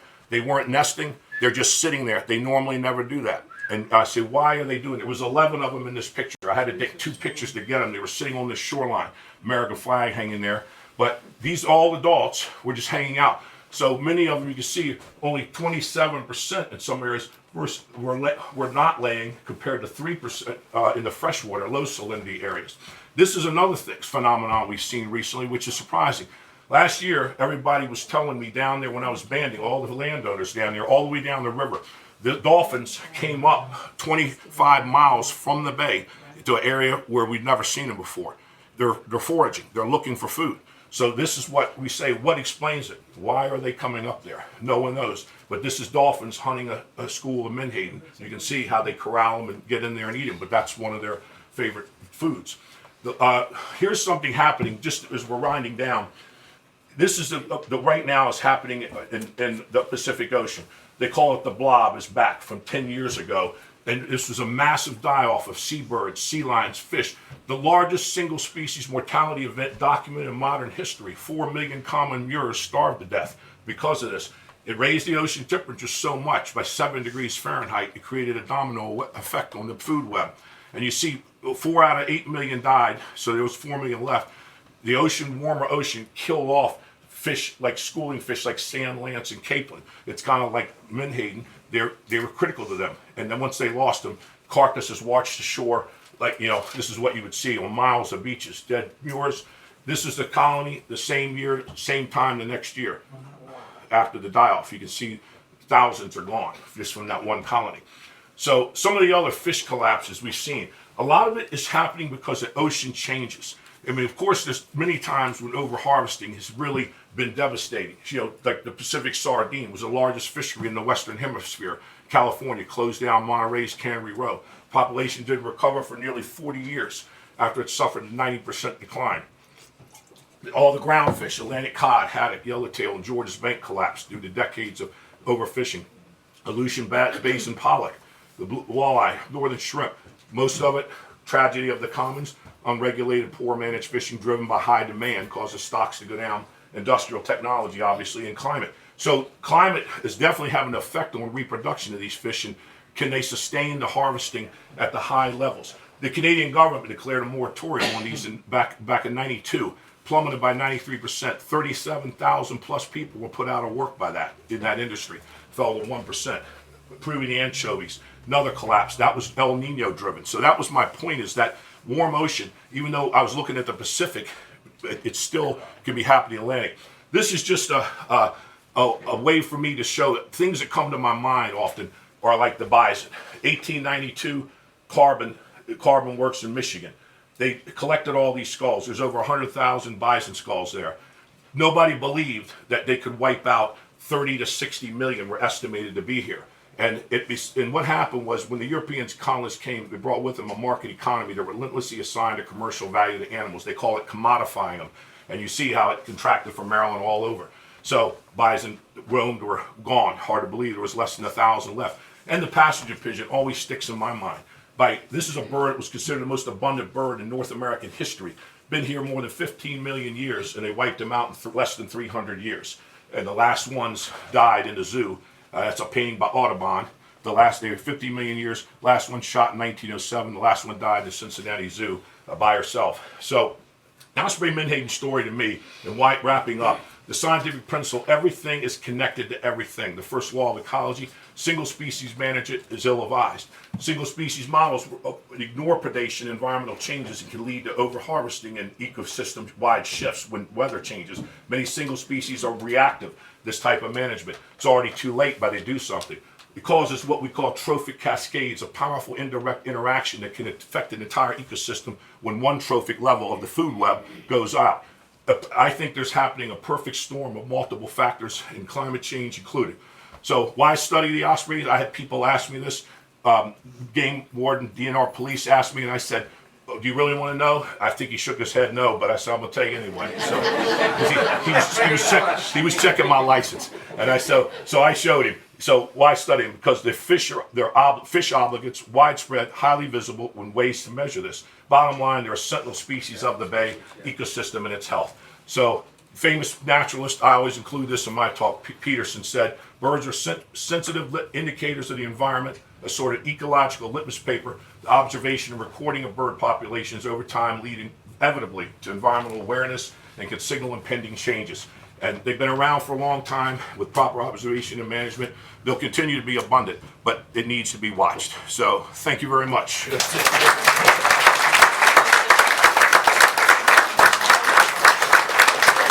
Thank you, Greg. Don't forget to buy Alan's book. Okay, our next speakers, it's a tag team.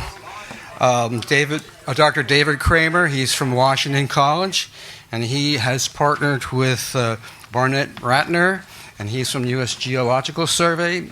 And these two men are researching and monitoring osprey distributions and abundance and nesting success in the Chester and Choptank River. And so they have a really, I think, a very informative talk for you, so I will ask them to the stage. I got to figure out who's going first. So I think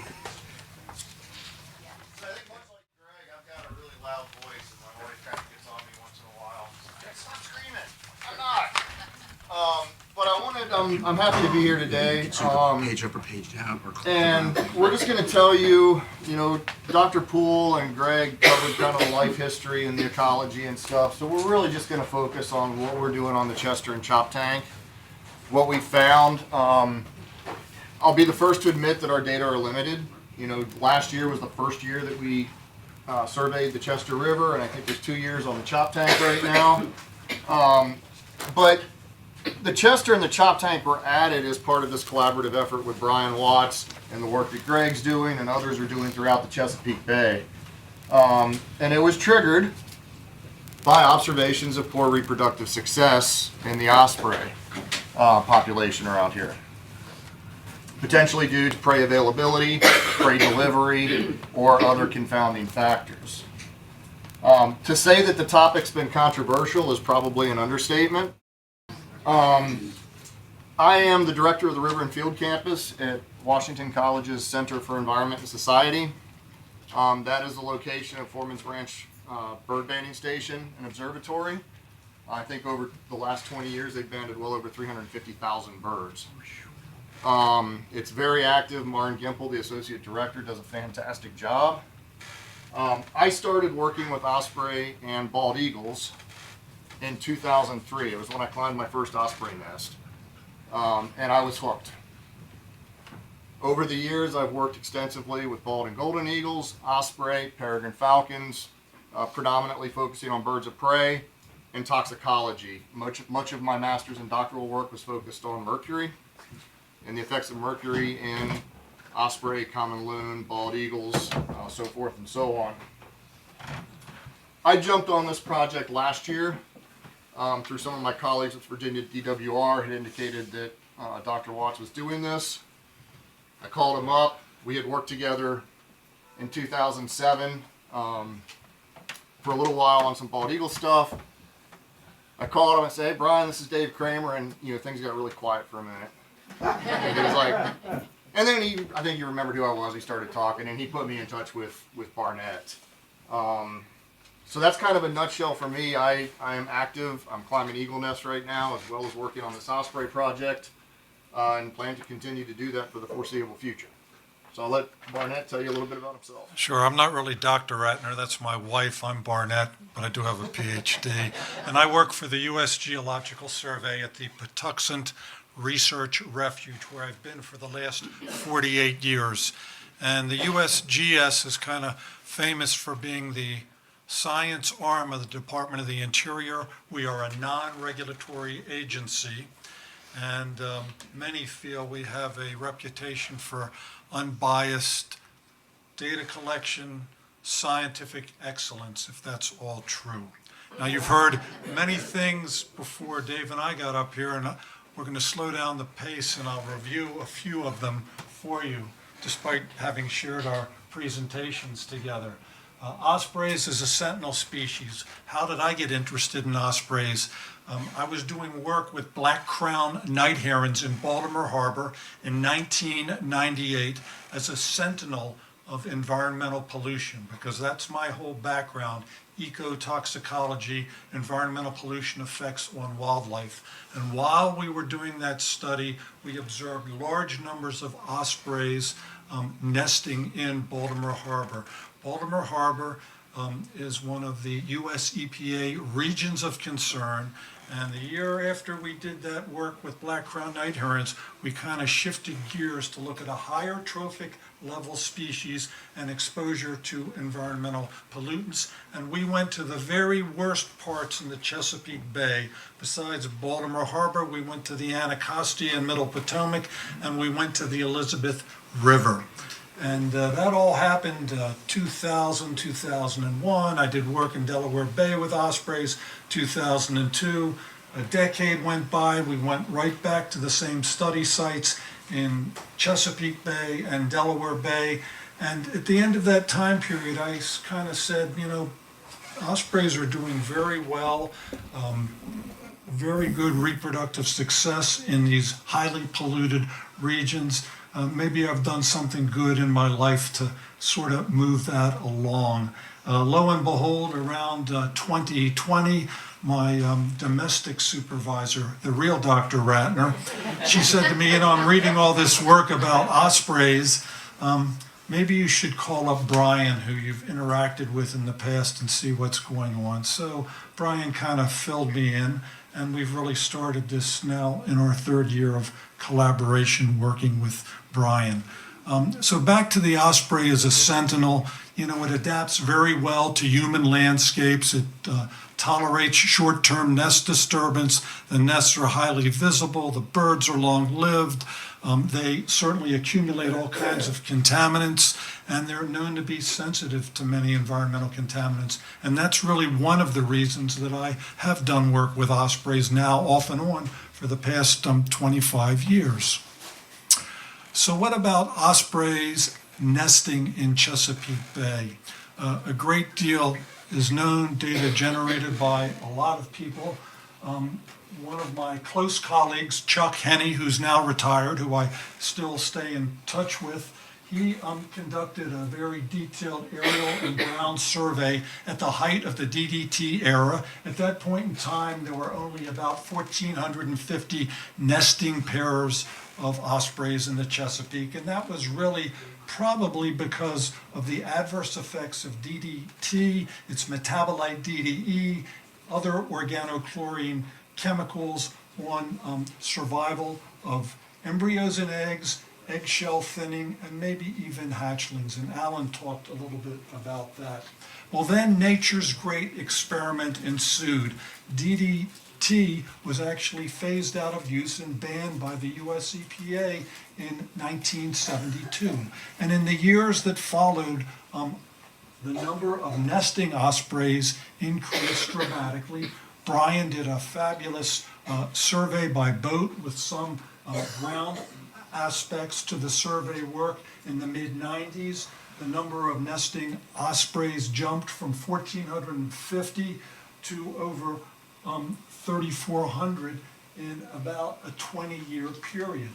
And subsequently, the population exploded even further with as many as about 11,000 nesting pairs of ospreys in the Chesapeake in the late 20-teens.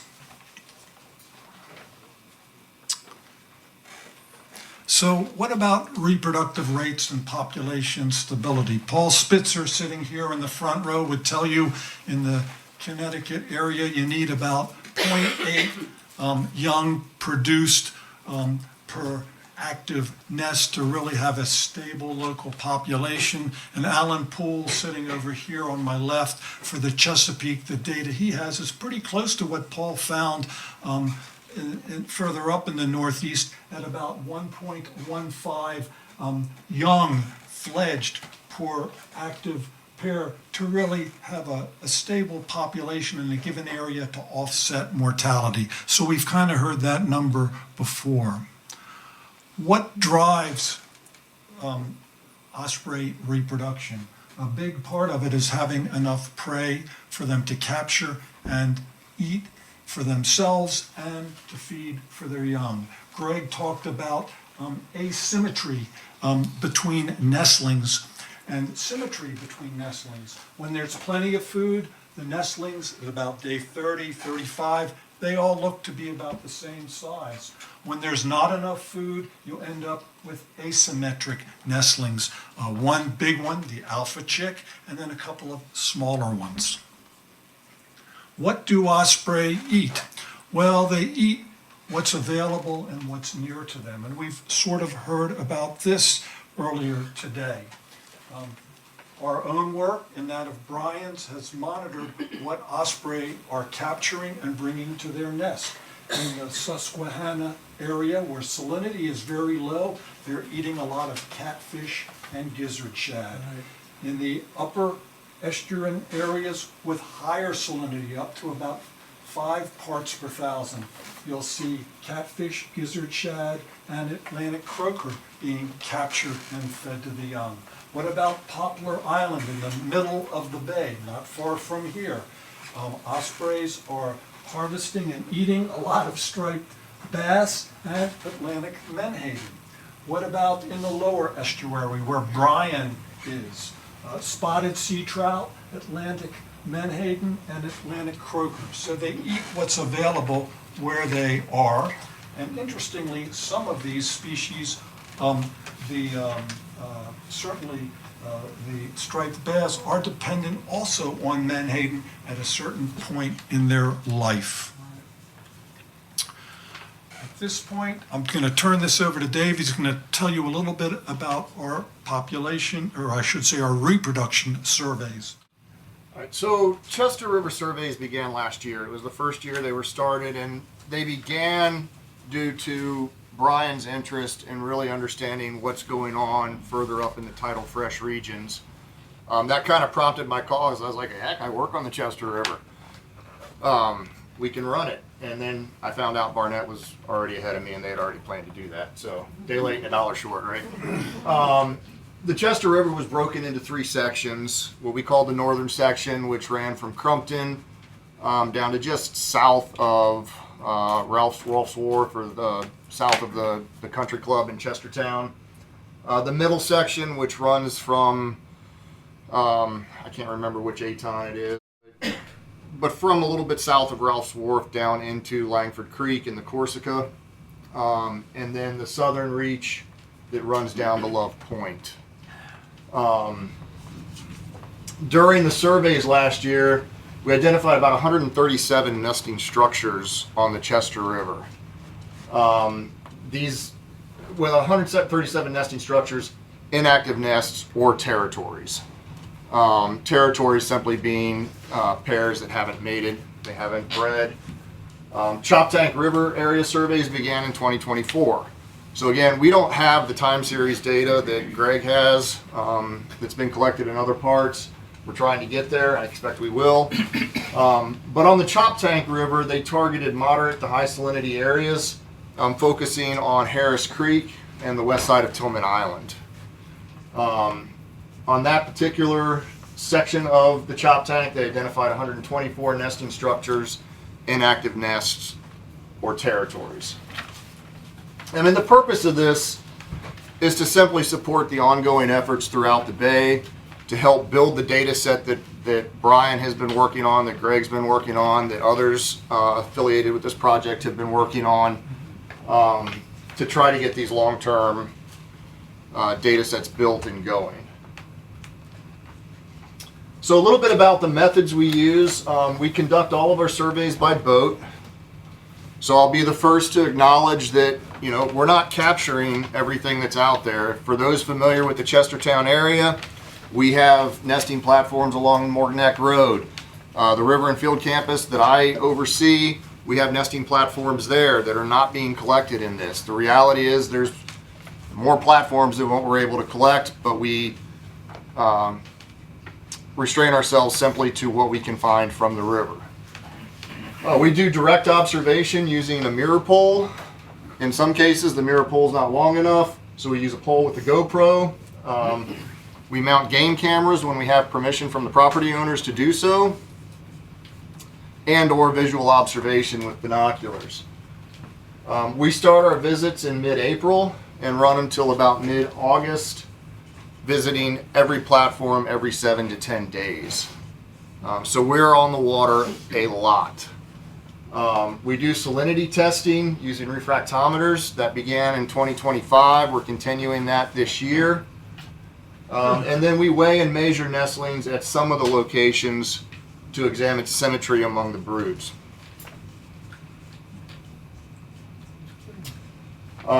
Washington College is unique. You know, we have, for lack of a better description, a ton of students that we can exploit and put out and make them do our work.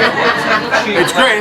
It's like having grad students, but I don't have to pay them as much. So I talk a little bit about some of these photos. Sam Walter and Danielle Simmons joined us last year. These two students were fantastic. Sam is helping out today. I like to say I corrupted him. He was going a different direction. Every student at Washington College is required to do some type of senior capstone thesis. And he was going to go a completely different direction, and when he got done, he's like, I want to study Osprey. So it's like, it's a win, right? Sam had a blast. When I was not able to go out, he did a lot of the climbing for Barnett, and Dan, who's sitting in the back there, that's also part of this project. He loved climbing up on the Atons. He loved climbing up on the ladders to access the nest platforms. Danielle Simmons, she was a rock star. Really engaged in this, and I'm super happy to say that she's going to my alma mater in the fall, Virginia Tech, to continue her master's work. And then the last photo here is just me installing a game camera, and we do that so that we can evaluate the nestlings and then what prey is being brought in. One of Sam's, I'm sure, probably most intriguing part of his job this summer is to sit down and go through about, 375,000 images to identify which ones have fish in them. And then one of the things I'm working on is coming up with an artificial intelligence model to try to cycle through and identify what the fish species are. That's going to take a lot of model training. Some additional images, you know, Barnett and Greg mentioned asymmetry. We had some of that on the Chester River.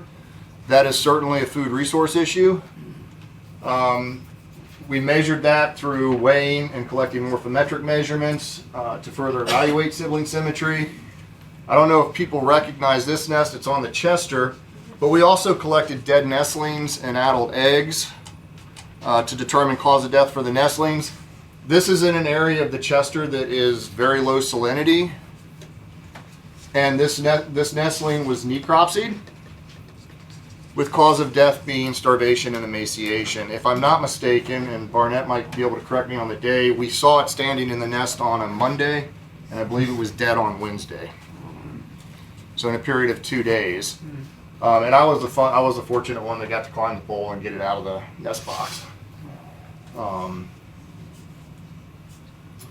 So this map, and I apologize, my doctorate is in geospatial and environmental analysis, and I know that I'm supposed to put scale bars and north arrows on maps. I didn't do that. I was being lazy. If my PhD advisor saw this, he would probably flunk me. But that's north, up top. And this represents all of the nest locations that we had on the Chester River that we monitored last year in 2025.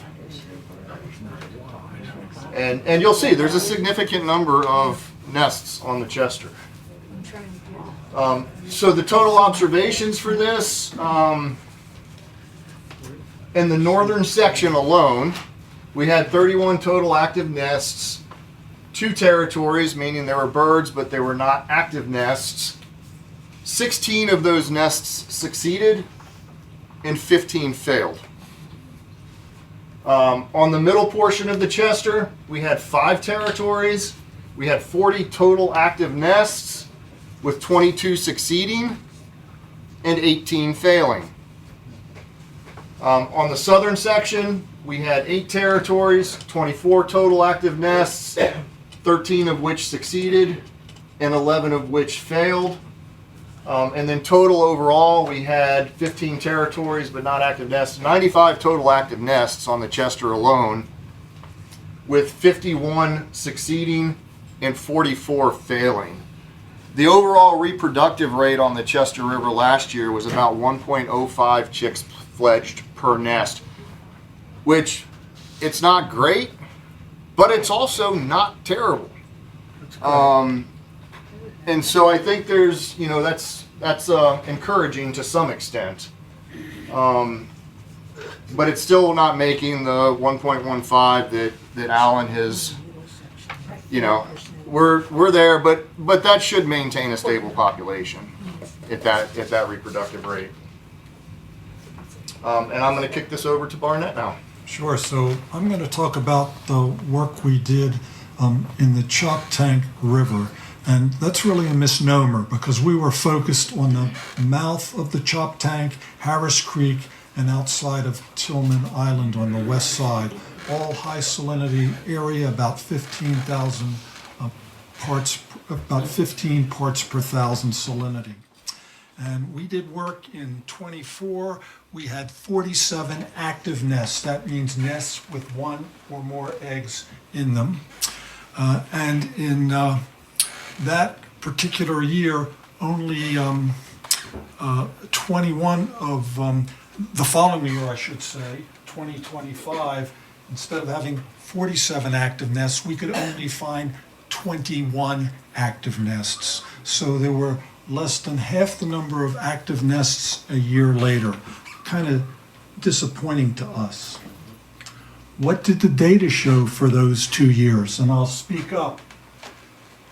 In 2024, there were 60 pairs of birds observed hanging around nesting structures. 47 of them, as I mentioned before, were active in that at least 1 egg was laid. Of those 47, only 11 fledged young, 36 failed. We go ahead 1 year further, 2025, right at the bottom of the screen. Here we had 29 pairs of ospreys observed hanging around nesting structures or building nests. Of those 29, 21 became active nests with an egg in the nest. Of those 21, 2 succeeded in fledging young, 19 failed. So it was catastrophic reproductive failure in our study area. Very disappointing. Comparing our data to what Brian had observed in the southern Chesapeake in 2021, here of the nests that he studied, only about 0.3 young per active nest fledged, we were even lower than that in 2024, 0.23 young per active nest that fledged. In 2025, it was even lower. These are the maps that Greg showed earlier. This red area is the Choptank study area that I did in 2024. When I got involved in this project, I told Brian Watts, it would really be good to do this area. It's so far from the southern bay. I look at it as a positive control. Maybe there wouldn't be any effect. It's more than 100 kilometers from where you're seeing the effects, but we really had extremely poor reproduction. It was even worse in 2025 at the Choptank in the Chester River area. Very interestingly, the upper Chester, more freshwater, lower salinity, did pretty well, but still the middle and lower area, moderate reproductive success. Kind of what we heard from Greg and just now from David. Okay, we talked about low prey delivery to nests, perhaps low food availability. Maybe that's the driver. Is there any evidence of other factors that could be affecting osprey reproduction on a grand scale? Greg touched upon predation. Yes, we saw a few predation events, but not a lot. A few fish crows that got eggs that we were monitoring, and we could see what was going on. Brian also related to me, he had looked at 50,000 game camera images from 2021 to 2024, and there was no incidence of eagle predation of those game camera images from 50 osprey nests in his study area. So at least in his study area, bald eagles weren't really a source of widespread predation of osprey nestlings. Well, what about interspecific competition? There's been a whole flurry of information that showed up on eBird lately about bald eagles and ospreys, with bald eagles being kleptoparasitism, stealing osprey food. We've seen a little bit of that last week. Dan noticed a bald eagle kind of zooming in on an osprey that didn't have a fish in its talons, but did have a snake in its talons, and it dropped that snake. And the following week, I think it was just this past week, we observed an osprey harassing a bald eagle sitting on a bank with a fish in its talons. I think the bald eagle won. One other thing that we've kind of noticed, particularly on the Choptank, is a lot of osprey platforms that have been put up by people yet occupied by Canada geese. And in 2024, we had 13 platforms that had goose eggs in them. And I don't know if you can see this picture, but this is from earlier this week, 2 osprey eggs and a Canada goose egg in the same nest. It was probably a dump nest that a Canada goose left something in it. And we'll see what happens to that. And we have one other nest like that also in the Choptank. Well, what about other factors? Yes, there is good literature, pretty interesting information on disease in ospreys and parasites and so forth, and even effects of harmful algal blooms. But we haven't seen anything in the Chesapeake that could really cause widespread reproductive failure related to disease and even harmful algal blooms. We've even gone to great lengths to call up raptor rehabilitation facilities. We've spoken with staff at 5 of those facilities. They've shared their data with us. We have information on about over 150 ospreys admitted to rehabilitation facilities in 2024. 50 of them were in poor body condition. None of the 150 had any evidence of infectious disease. So a lot of them, though, are in poor body condition. Yes, there have been some interesting weather events, certainly in 2025. Brian kind of feels, at least he tells me, that in 2024 in our written correspondence and reports that, yeah, it was a tough season, but not enough to really cause widespread reproductive failure in nesting ospreys. But what about environmental contaminant effects, something very dear to my heart? And all I can say is I've done studies for many of the past 25 years, all of it's published. Concentrations of DDT, PCBs, brominated flame retardants, they're just not high enough to cause adverse effects and affect reproduction. We're long beyond the effects that we saw in the 1970s with DDT. We've even looked at pharmaceuticals and heavy metals and forever chemicals, PFAS chemicals. They're there, birds are exposed, but well below adverse effect thresholds. So at this point, Dave's going to talk a little bit about what we think some information needs might be. All right, so I think Greg mentioned this. When we talk about reproductive success or productivity of a population, it's often many confounding factors, which makes it really difficult to tease out exactly what is going on. And Barnett and I have sat down and talked about this in pretty great detail. And this is what we've identified as needs and data gaps that might help fill in some of the blanks as to what's going on. One is the relationship between osprey abundance and prey species trends, fish community composition shifts, population trends of other high trophic level feeders. So other piscivorous or fish-eating birds, striped bass, bluefish, blue cat, snakehead, things like that. We really need better information about the relationship of salinity, diet, brood provisioning, and osprey demography in regards to the population. More fishery independent data of prey fish abundance and age and size classes. Potential disease agents and contaminants in adult eggs and dead nestlings. So as I mentioned earlier, anytime we find a dead nestling, we have it need crop seed. I say we, but really I mean Barnett and Dan.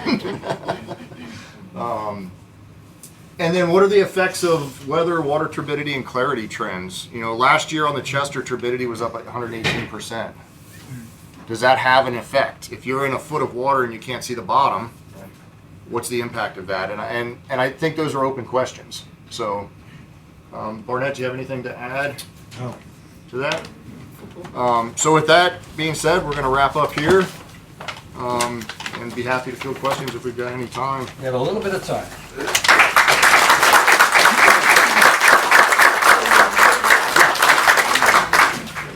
Do osprey have the salt-secreting nose tubules like gulls to manage salinity differences?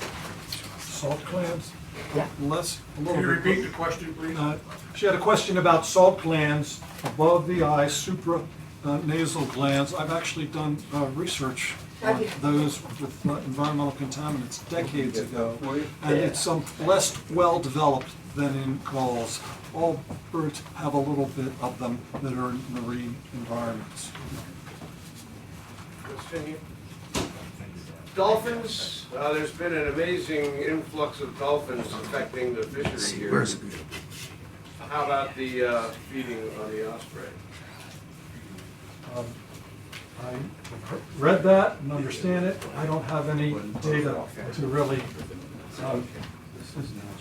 fully address that, but it's a possibility. Gotcha. Clearly, the Menhaden research has to be a lot better than it is. And the patterns that you folks are describing are that where the Menhaden have failed, where the birds are dependent on Menhaden, the ospreys are failing. Where they're not dependent on Menhaden, the ospreys are doing okay. Why are the cormorant flourishing and the osprey if they're feeding on the same resource? There are more cormorants than ever. That's a visual and emotional thing. But. Is there an answer to that? No, and I have, I actually, cormorants are a very interesting issue. I'm aware of one island in the Great Lakes where the USDA permitted people to step in and shoot 1,000 cormorants. That was a couple of decades ago because it was really affecting recreational and commercial fishing. I have seen cormorants take over osprey towers where there's an osprey nest. Cormorants come in and they're hanging all over the tower and the nest is lost. So yes, there can be certain Cormorants effects feed of on other smaller- competing birds. The cormorants feed on smaller prey than ospreys. And cormorants can take the whole water column, and there are a hell of a lot of brown bullheads out there. Any more questions? We'll go on to the next speaker. Thank you. All right. Thank you, guys. Great show. Thank you very much.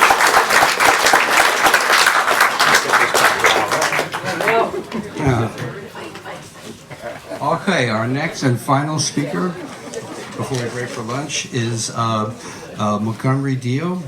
Mr. Deal is the general manager. Used to be the general manager of Omega Protein in Reedville, and he's currently the CEO of Ocean Harvesters. He oversees fishing vessel operations for Ocean Harbors and guidance and oversight to the fish processing and shore-based operations at Omega Protein. Please welcome him, and I'm very interested to hear your presentation. This is the other side of the issue, okay? So welcome, Monty. Thank you. Monty's here with his lovely wife, Mary. Hello, Mary. That's my bodyguard. So you got to go through her before you get to him. Exactly. So I understand I'm the sacrificial lamb here, and we give tours at the plants, at our fish plant, and I even go out more locally than a 5.5-hour drive to give presentations about the industry, because there's a lot of misinformation and myths about this, and a lot of people don't understand the science behind the menhaden fishery either. So we'll go over a little bit, but I was asked to talk about the business, what we do, and then we'll get into a little bit of the science on menhaden. So the operation in Reedville, we have 6 fishing vessels. When I was a kid in the 60s, we had 40 fishing vessels there. It's contracted due to efficiencies. We operate 6 aircraft. We have I'm speaking on behalf of Ocean Harvesters. And just to get this straight up front, first thing I was asked when I got here, oh, are you from Canada? No, I'm not from Canada. I born and raised in Reedville. I'm the CEO of Ocean Harvesters. Ocean Harvesters is a U.S. company owned by a person born and raised in Georgia. However, Omega Protein was purchased by Cook Aquaculture, who is based at a salmon farm company primarily, but they have other businesses, family owned in St. John's, New Brunswick. Despite that, all of the employees there are U.S. citizens. There's 120 Ocean Harvesters employees, another 140 Omega Protein employees, to which we sell all of our fish that we catch. And then we indirectly employ about 250 other people through contractors, service providers, and whatnot. And over 92% of those people who work there live within 15-mile radius of that plant. So it is all Americans who both work and run both businesses, actually. We catch 125,000 metric tons of menhaden a year. That's actually our share of the coast-wide TAC, or total allowable catch. And from that, we make about 6,000 metric tons of fish oil a year and about 36,000 tons of fish meal. And people ask, you catch 125,000 tons of raw material, only make 42,000 tons of product. Where's the rest? It's water. It's water that came out of the fish, and I'll explain to you what we actually do with that water. The history of that plant, it started actually in the same place where I work today in 1878 as a family business. There's been a lot of industry consolidation. At one time there were 24 menhaden reduction plants along the East Coast. This is actually the last one. And why are we the last one? Because we actually invested in this business to include, we're the only menhaden operation in the U.S. that actually refines its fish oil up to and including for human consumption. Names have changed over the years, and in 2017 is when the Canadian company bought Omega Protein, and Ocean Harvesters was spun out and sold to a different company, Ocean Harbor. Snapshot of the workforce, it is overwhelmingly multi-generational. My family's been there for 5 generations. Most all of our family employees there are the exact same way. We're the largest minority employer in the area. Again, 100% U.S. citizens. We have outstanding pay and benefits. And our fishermen are unionized under the United Food and Commercial Workers Union Local 400. Because we hire local people who don't come in there trained already, we actually put them through our own training to include getting them 1,600-ton master, mate, chief engineer licenses. We send them away to schools. We even train our own spotter pilots with our own FAA flight instructor. For our shoreside employees from Omega Protein, we have employee reimbursement programs like any other big company that you might see, to include hands-on training. And bottom line is we spend about $150,000 a year on our employee training. And Reeville is smaller than Rock Hall, if you've ever been there before. We are the industry. That is it, the employee base. And of course, because we are so large in the area, our community outreach footprint is huge, but we won't go into that because we're really here to talk about Menhaden. There's what we're after, large schools in Menhaden. Everybody in here probably knows what a Menhaden is because you live near the water or near the bay. Large schooling, forage fish, but that schooling tendency makes them a little bit easier to catch because, like most fish, if you're sports fishing, you're going after a trout or a rockfish or something, you don't want to make a lot of noise. You want to be quiet. But when you approach a school of Menhaden that's close to the surface that we can see, they have that defensive mechanism where they get in a tight ball and they stay close together, which makes them a little bit easier to circle with our nets. But our planes go out flying around looking for that in the water. When they see that, they'll call one of our vessels on the radio. He'll motor over that way, lower 2 smaller, what we call purse boats. They're tender boats. They're about 40 feet each. We build them ourselves. And they'll lower off the stern of that mother vessel. We still call it the steamer from the days when they were steam driven. In each one of those vessels is half of an 1,100-foot net. That net has corks on the top, lead weights on the bottom, and it also has a series of rings on the bottom of that net with a rope that goes through it. We call it the purse line. They'll lower those 2 boats down. They'll motor towards that school of fish. And our employees, the captain does not see that school of fish. The spotter can see it. He's constantly doing a left-hand turn, looking down, guiding those 2 purse boats towards that school of fish. And when he gets right to it, the spotter pilot will tell him to open up. They'll separate those 2 small purse boats, and they'll each do a half a circle around that school of fish. At the same time that they're doing that, they're holding strain on that line on the bottom of that net. So the bottom of the net is actually coming underneath of that school of fish. And when the 2 purse boats finally get together, they finish pulling that line so that the bottom of the net comes up to the surface. And now those fish are caught in a net bowl with the corks floating the top. And at that point, it's a matter of the men in those boats pulling the net back together and tightening those fish up until we get a lot of the water out of them.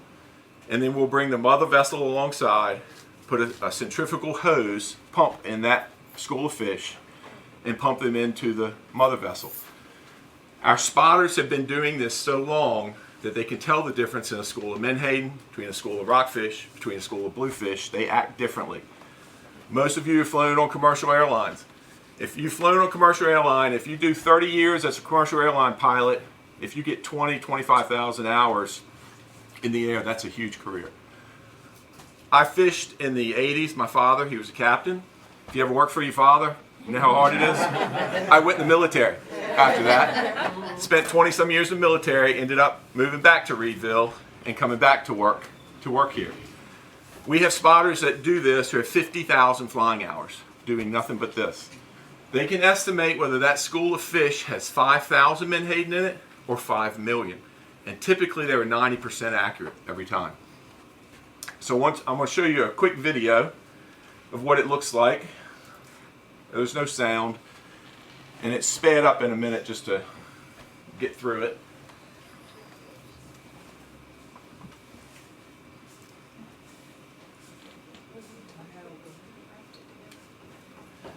When the drone goes up, you'll see the dark color of fish in just a minute or a second. See the dark color? The boats don't go that fast. They wish they did. But the bottom of the net is being brought under. Now they're starting to pull that, what we call tightening up or hardening that school of fish. When we get it completely hardened, bring the mother vessel over, stick their centrifugal pump hose. But what you don't see in that school is anything other than menhaden. We get accused all the time of having large bycatch, that we're trawlers out of Reedville. We're not trawlers. A trawler is something like a shrimper who drags a net for miles, catching anything indiscriminately in its path, catch sea turtles. It's a lot, it's not very well, but this is a fishery that only targets menhaden. Now, typically if we're fishing in the ocean, we'll catch a small, what we call dog shark, because they're not scared of the engines. When those Detroit diesel engines and purse boats circle that school of fish, typically anything else that might be feeding goes straight down to the bottom. It's recognized globally as one of the cleanest fisheries in the world. NOAA observers can go on our boats anytime they want, and they can show up at our plant anytime that they want and take a trip out. So this is the omega protein process. I showed you how we catch the fish. The boats these boats are refrigerated. When they leave the dock, they'll suck in about 20,000 gallons of just Chesapeake Bay water. They'll run it through chillers to get it down to about 36 degrees, so that as we put those fish in the fish hole, it preserves them until they get back to the dock. When they get back to the dock, they'll offload at the omega protein facility, and then they essentially have a continuous process as long as there's fish at the dock, where these fish are moved through a cylindrical cooker. We cook these fish for about 20 minutes at 215 degrees Fahrenheit. We then move them into a screw press where we squeeze the fish. Now they're already dead. They died a nice, slow, gentle death in that cold, cold water. No pain. People ask me that all the time. Do you kill the fish? Most fishermen that catch a fish, eventually they do die. So we'll squeeze those fish, and at that point we render them into two different components. There's a liquid component and a solid component. The liquid component has both the oil that we want, but it's also mostly water, because that fish is 2/3 water. So we've got to separate the oil from the water, so we put it through high-speed centrifuges. Move the oil out, we check it for certain parameters, and then put it into tanks for further refining. But the water that came out of that fish has dissolved fats and proteins in it that we want. You can't separate it through a mechanical process. I'll tell people, like, if you have sugar in your coffee, you can't put that through a centrifuge to separate the sugar out. But what you can do is evaporate all of the H2O out of that cup of coffee, and you'll have sugar left in the bottom. Or if you get salt on you from being out in this really salt water, it eventually dries on your skin, you have salt on your skin. So we'll take that water that we squeezed out of the fish and evaporate it under a vacuum, and we'll evaporate it down to about a 33% solution, and it begins to get really thick because you're concentrating all the fats and proteins that were in that water. And we don't want to waste anything. We'll then take that, pour it back onto the solid component, meat, bone, scale, everything came from that fish. It absorbs it back, and then we dry it and we grind it into our fish meal powder. Any questions about that process? There is no waste at all. We use 100% of that fish. So, yes, sir. Are you selling any of your fish for crab and lobster bait? No, we don't. The way Virginia did this is that we only have a permit or an allocation to render it into fish meal fish oil. There are people in the Chesapeake Bay who have boats exactly like ours. We actually sell them nets and that purse seine menhaden for bait. So yes. So the water, the only waste stream that we have in this whole process is, maybe if you cook something on your stove and evaporate H2O, you get a condensate. And we're evaporating 19,000 gallons of water that came out of the fish an hour. So we create a lot of condensate. Well, it's a fresh, sterile condensate. We actually use that for makeup water in our boilers so that we don't have to withdraw as much from the aquifer. and we use it as vacuum seal water and wash up water in the plant. It is extremely, people say, well, you're still killing a fish. But it's about as environmentally friendly as you could get, because we use 100% of the fish and we reuse the water that we got out of the fish. The oil, we'll then refine it, bleach it, fractionate it. If it's going into a human product, we'll molecularly distill it, deodorize it, because nobody wants that fishy taste if you're going to eat something with fish oil in it. Where Omega sells its products, there's the human lines. Maybe some of you may take capsules, fish oil pills. There's functional food oils in some functional foods like salad dressings. Some have milk. If you read something on a label that says fortified with omega-3s, there's a good chance that whoever makes that product bought oil from us in bulk and they put it into their product. But by far, somebody mentioned earlier about fertilizer. None of this goes to fertilizer anymore. Although the term Metawootog, that was the Indian name for that which fertilizes. And that's in the 1800s, that's what it was used for. Lamp oils, fertilizers. It's way too valuable for that anymore. We'd never be able to pay the bills if we had to sell this as fertilizer. By far the largest growing segment is aquaculture. Why is that? If I'll go on to the next slide. More than half of the seafood that's eaten in the world today is farm raised, because you can't continue to grow your wild catches without overfishing stocks. If you're going to eat a salmon fillet at a restaurant, if anybody likes salmon or some other fish, tilapia or whatever, you eat it because it's good for you and it tastes good. For it to be good for you, has to be fed a diet much like if it were in the wild, where it's eating other fish that have omega-3s in them.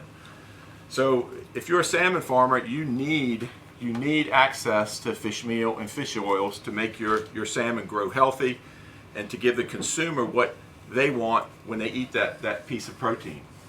But you can see the growth of aquaculture just in the past 20 years. Why is that? When I was young, there were 3 billion people in the world. You know, it won't be long now before there's 9 or 10 billion people in the world. And what are we going to feed those people? You know, we look at ourselves, and I know some people don't, but you know, we fish on a sustainable source that replicates itself, that we're not harming the biomass, and we're feeding the things that feed people. And why is that a good thing?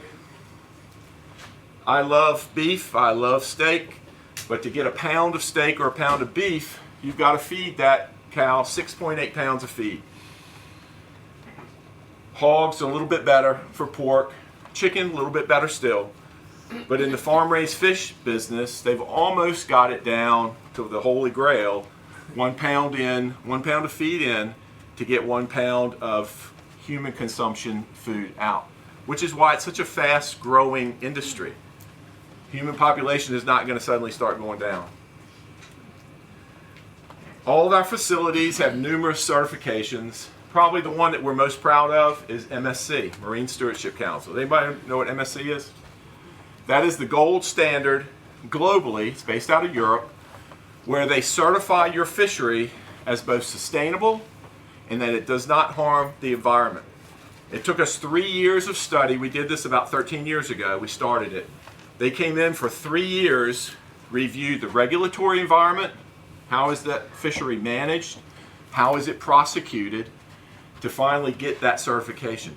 And every 5 years we have to recertify, which we actually just did this past winter, and we're about to be recertified for another 5 years. Independent outside agency. And why is that important? It's important for us to be able to tell people like you, but it's also the consumer that demands it. Because most consumers out there want to know, if I'm eating a piece of salmon that was farm raised, that was fed by feed from omega protein, is that harming the environment? How many people, some years ago, they talked about tuna and how it was killing dolphins, tuna fishing, and it really got a bad name, and I think it hurt the industry. They couldn't have gotten this type of certification. I think they're probably trying to work towards it, but that's how people react if they believe that they're, you know, potentially buying something that's harming the environment. So that's a little bit about the product. We're going a little bit about management, because I think this is the important thing that I would like for you all to take away from this. We are regulated by a number of agencies, but probably the two most important are the Atlantic States Marine Fisheries Commission and the Virginia Marine Resources Commission. ASFMC is how I refer to it, is a cooperative of all the states on the East Coast. They also include a couple of other organizations like the Fish and Wildlife Service, NOAA, and the Potomac River Fisheries. They have it's essentially a compact where they manage together all the common species on the East Coast. Striped bass, flounder, trout, spiny dogfish, menhaden, bluefish, you name it, they probably manage it. And for each one of those species, they have a management board. Obviously, my interest is in the menhaden management board. And all of these states, plus the other agencies, sit at the table as they try to manage this in the right way. Now, for each management board, they have what they call a technical committee. That's the scientists, the actual scientists who conduct the studies on that species. Most states, not all of them, if you're Florida, South Carolina, Georgia, you don't have a menhaden fishery because menhaden really don't migrate down that far. They don't have a scientist on there. But if you're one of the other states where menhaden are more prevalent, or you have fisheries, you'll have one. For Virginia, it's someone from the Virginia Marine Resources Commission. Maryland has one on it as well. Every 3 years, they conduct a stock assessment on that biomass of fish. I should say this earlier. Menhaden are a singular biomass. There are no sub-regional stocks of menhaden. It is one large biomass that migrates. In the winter, it moves south. Some say as far as possibly offshore of Georgia or South Carolina. And as spring comes, it moves back north. As it moves north, a subset of that biomass comes into Chesapeake Bay. But the larger, older fish tend to migrate farther north, outside of the bay, up as far as Nova Scotia. And then in the fall, typically October, November, December, as it gets colder, they migrate back down south. Anybody here work on the water, have commercial fishermen, friends? Pound netters, I think you mentioned pound netters. Late February, early March, a huge swath of menhaden moved up the bay. All the Virginia pound netters loaded up for several weeks. That's the initial stock of menhaden that come in the bay that go further north.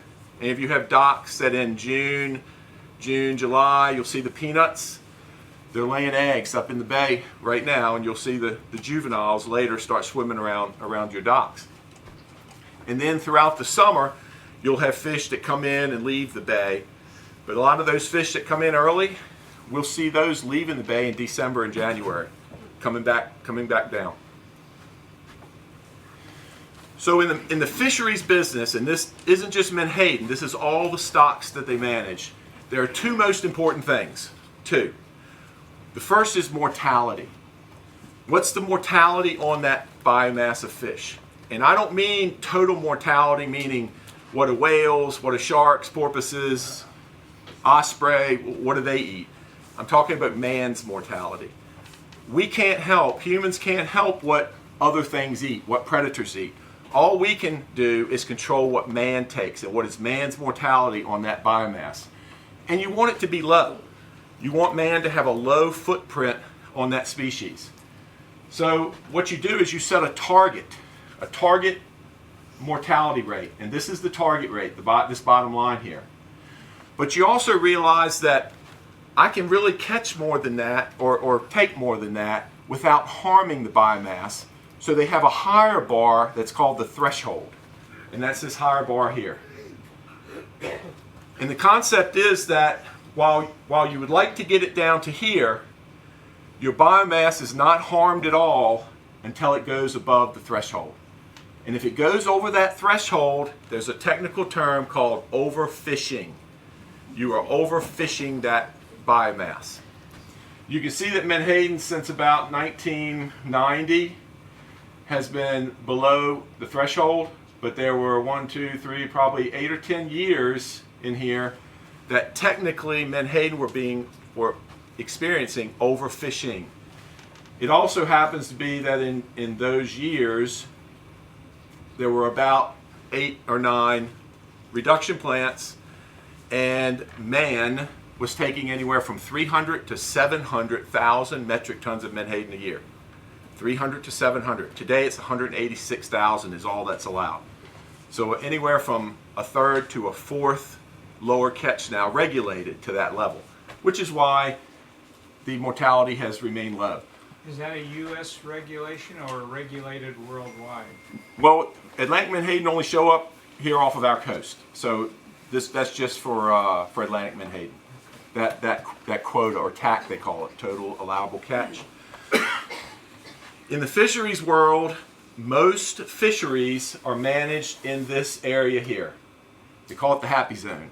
Why is that? If you're arbitrarily trying to push your fishery below the target, you're losing economic opportunity. You're not harming the biomass until it surpasses this. Peru has, somebody mentioned Peru, I think maybe your presentation. Peru has the largest fishery in the world. They manage it in here. They catch about a third of their biomass of anchovy a year. Anybody care to guess the exploitation rate of Menhaden, the percentage of catch and this is not just us, this is coast-wide, of Atlantic Menhaden that are caught? Anybody? 1%. Man catches 1% of the biomass a year. So obviously there's been no overfishing going on. We have not been harming this biomass for a long time. The second most important thing is fecundity. In the Menhaden business they call it fecundity. In the striped bass business they call it spawning stock biomass. Large female breeders that lay all the eggs, for those of you who maybe striped bass fish. Essentially it's the number of eggs out there in the environment. Because again, man can't help it if an egg doesn't become a larvae, doesn't become a fish. That is totally dependent on water quality, on temperature, where those eggs were laid. The environmental conditions drive the success of whether an egg becomes a fish. But what man can help is to make sure that we have enough egg layers out there in that environment that the egg laying potential is so large that when the environmental conditions are good, you have huge year classes of fish laid. And for Menhaden, and what they call that is, there's a very high, now your target is high. You want a lot of eggs out there. So for this, So for this one, your target is actually the high bar, but again, you have a threshold that you do not want to go lower than. You don't want to produce fewer eggs than this threshold. And the technical term for this is, if you go below the threshold, your stock is now overfished, ED. You've now overfished your stock, and if you don't do something quickly, you may not have enough eggs or continue to have enough eggs to have a healthy biomass of fish. And you can see for Menhaden, those years that there was a lot of overfishing going on, it was overfished when man was catching 600,000-700,000 metric tons a year. But you can also see that since 1990, it has not been overfished, which is good.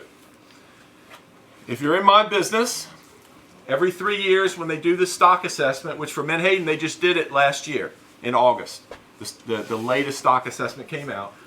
What you want is to say this: Menhaden population is not overfished, and overfishing is not occurring. And in fact, someone mentioned earlier, I heard about, but do you count for other things? Menhaden's the only species in the United States and one of the few in the entire world that uses ecological reference points, where they take into consideration the needs of other predators. Now I'll admit, not Osprey. I mean, they just have never built that into it, and I think it's very hard for them to do so. But I know that they've been talking now with Osprey. In fact, Dr. Ratner spoke in August of 24 to the Menhaden board because they had concerns. They were hearing people talk about Osprey, how that will ever get built into anything, I don't know.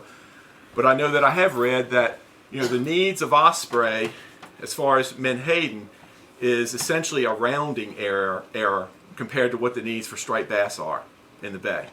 So I want you to remember that. What osprey's needs are as far as menhaden in the bay compared to striped bass is just minuscule.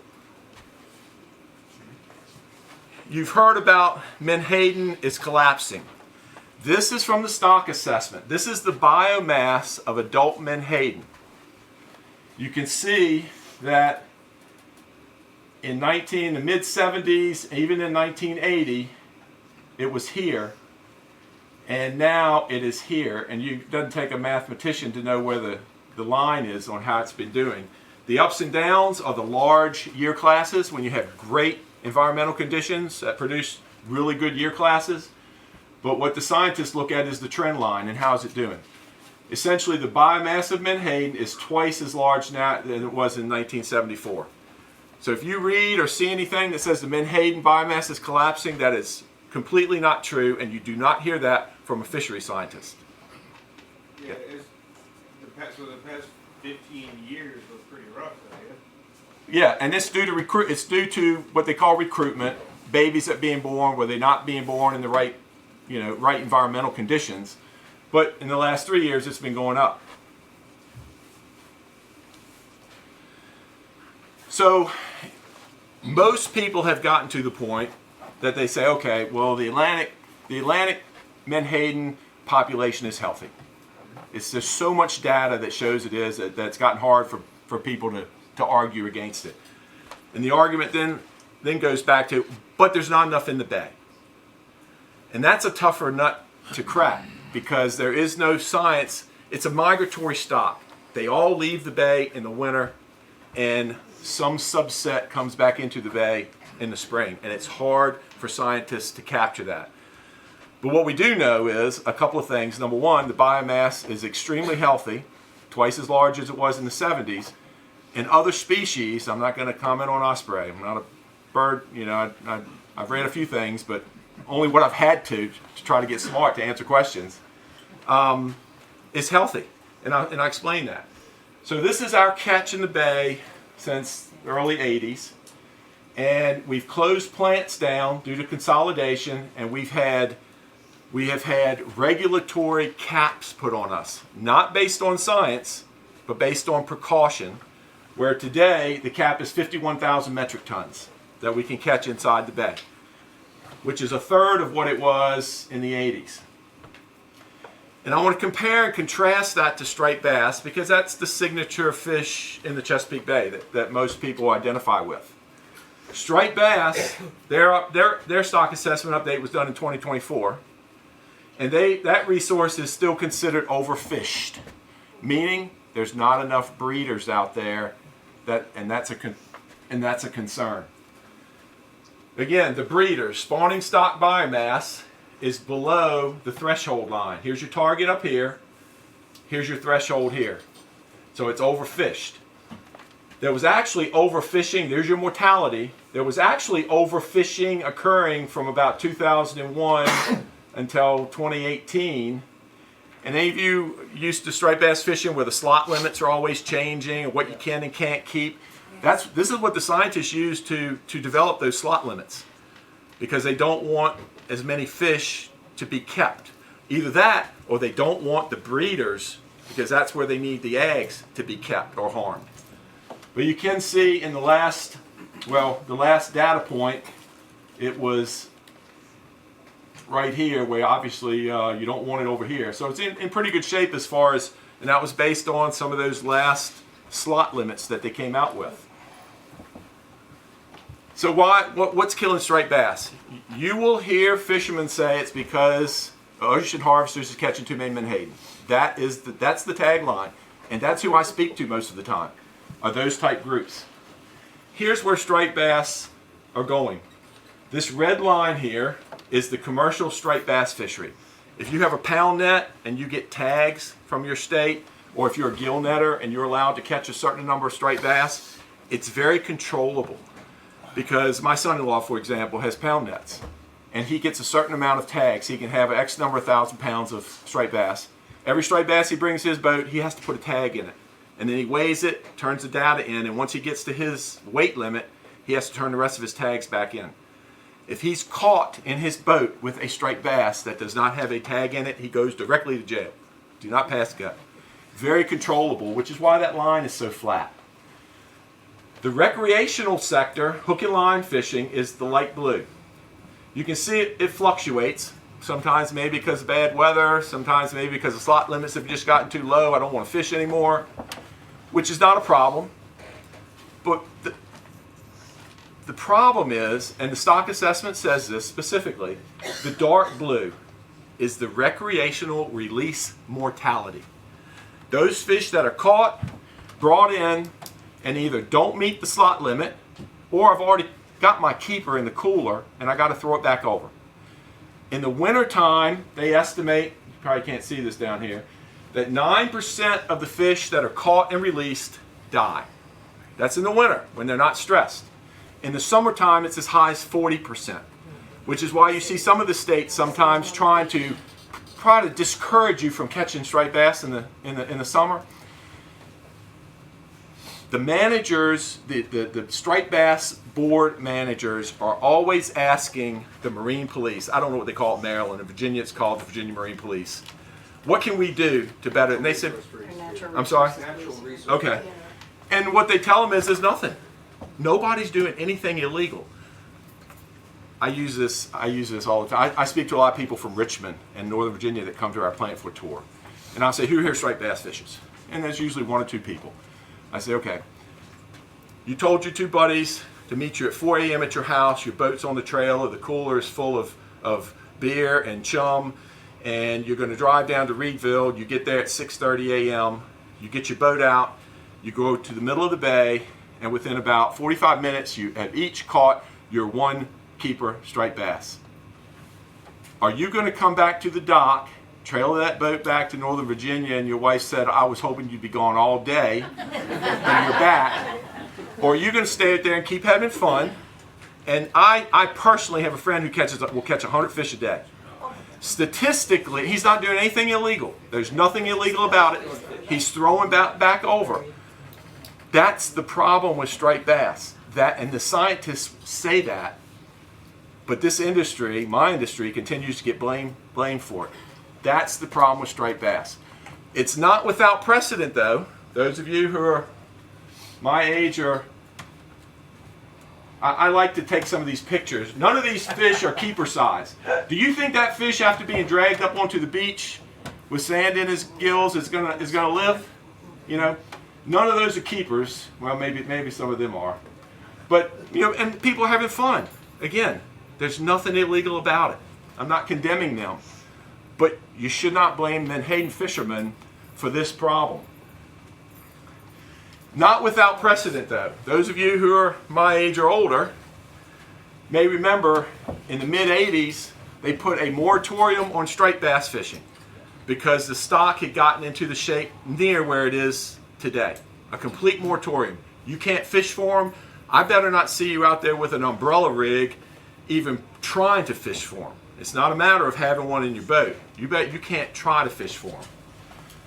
During that period, started in 1986. By 1995, the scientists declared striped bass fishing completely healed. That stock had made a major rebound and was totally well and healthy now. And we're going to open up fishing completely. During that period, we were catching 150,000 metric tons of menhaden in the bay a year. We did not affect at all the rebound of that biomass. They had to control fishing on the striped bass for it to rebound. Today, we are regulated to 51,000 metric tons in the bay. Our fishing is not the problem with striped bass. Fishing mortality on striped bass is the problem. Remember I said 1995, they declared it completely recovered. They opened it up in 1996, and look where it went. Moratorium, and as soon as they opened it back up, nobody's fault. Everybody wants to catch a striped bass, you know, from Maine all the way down to North Carolina. Here's another indicator. Maryland, Virginia, and the Potomac River Fisheries Commission all have a striped bass health index.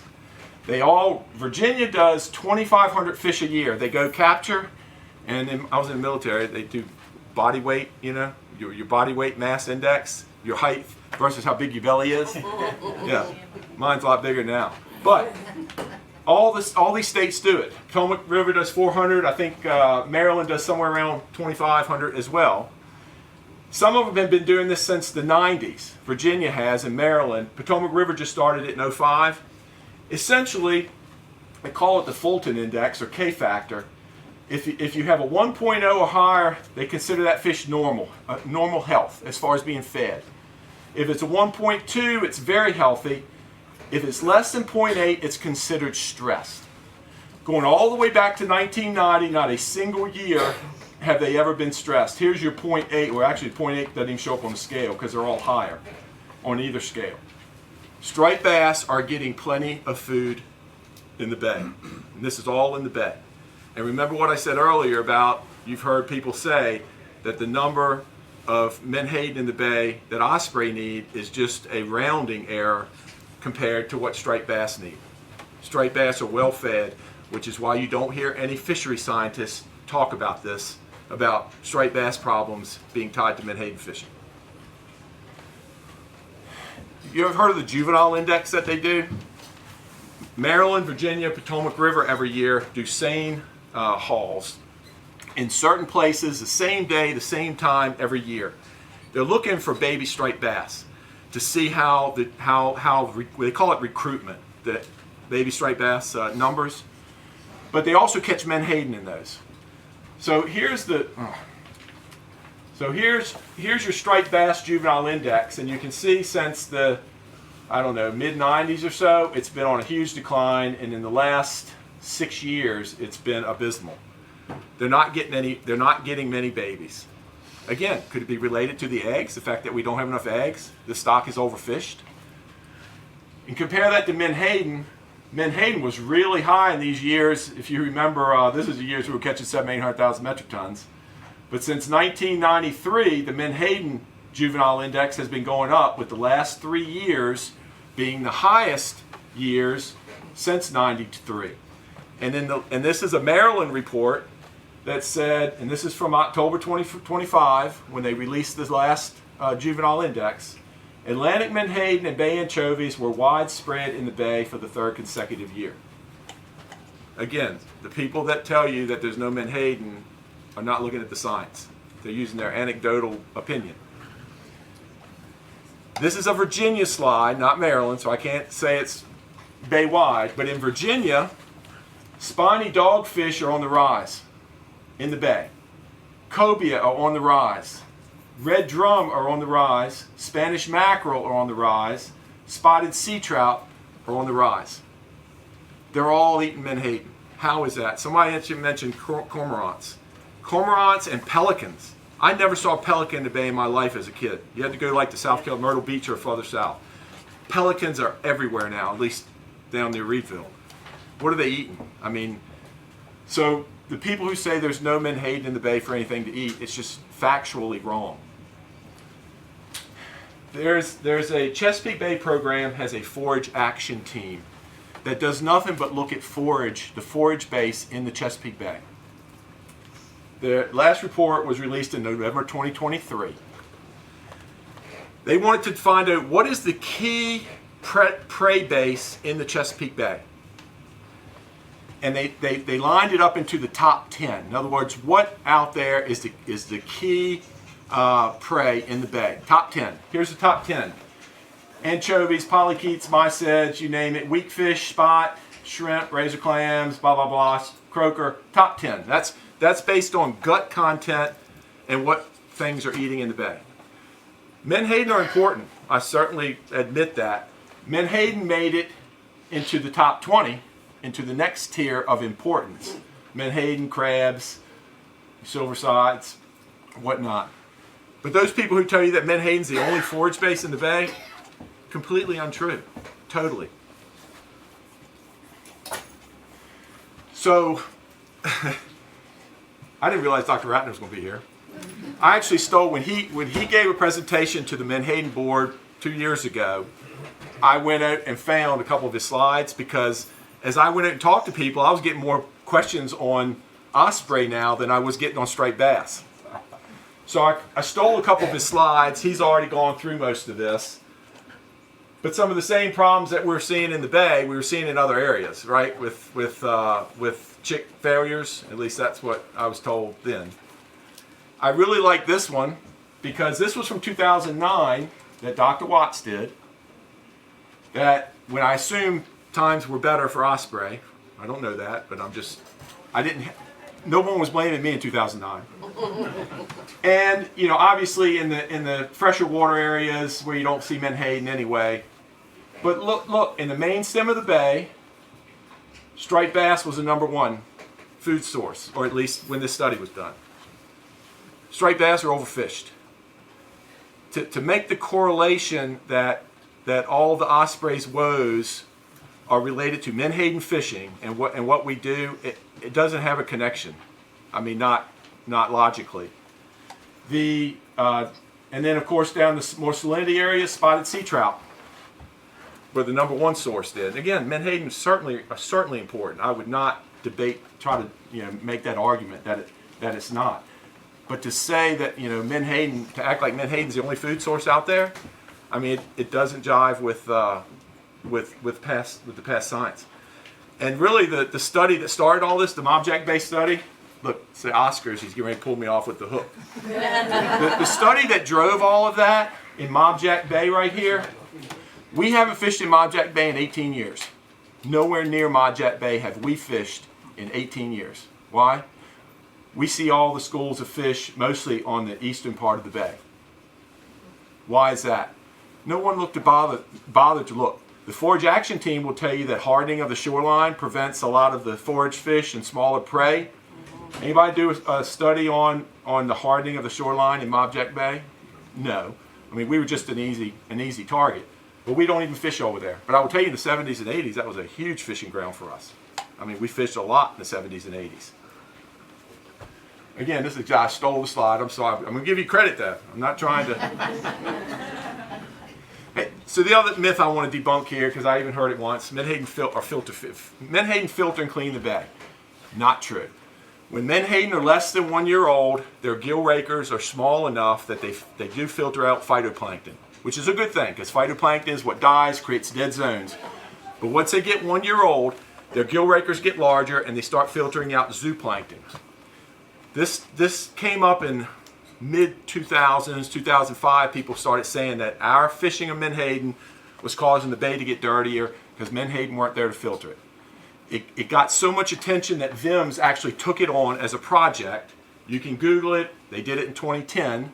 Came out and said, no, not true. Baby Menhaden do. We do not target baby Menhaden. They have no oil. They have no meat. And our spotters can tell the difference in a school of juveniles, and we call them peanuts, than a school of large Menhaden.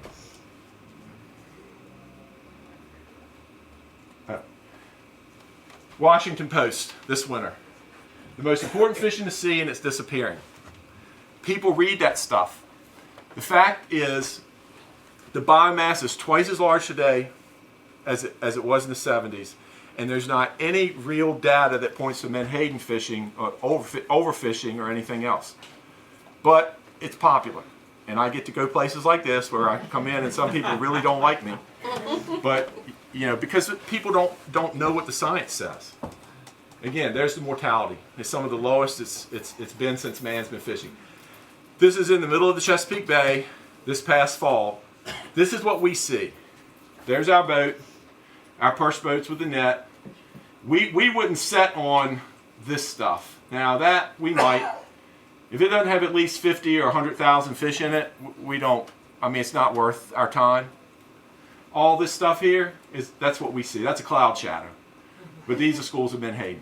People don't see that from ground level, what we see. One other thing I did want to address, somebody mentioned the fatty acids in Menhaden and how important it is for Osprey. I sat at a conference beside Dr. Watts soon after he had released that study, so I was getting a lot of heat. I was getting death threats from people signed Mr. and Ms. Osprey. You're killing my babies. go die, signed Mr. and Ms. Osprey. And I was getting that at work. And I was sitting beside Dr. Watts, and he made a comment about the fatty acid profile of menhaden and how it's vital for Osprey in the fledgling. And I leaned over to him. I said, this same time I told him that, hey, we haven't fished in Mobjack Bay in 18 years. How can you say that we're the reason they couldn't find menhaden? He said, I didn't know that. I said, all you had to do was ask. Come to us if you're doing a study like that. But then when he got onto the fatty acid profile, and I said, you realize that menhaden are high in omega-3 fatty acids in September, October, November, and December. In May, they have about 1% oil content.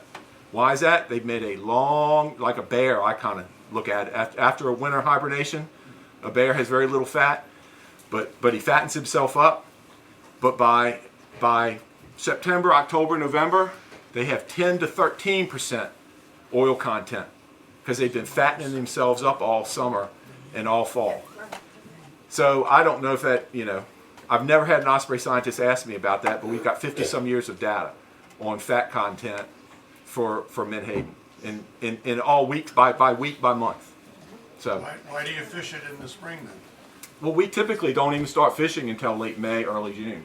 That's exactly when our Osprey needed.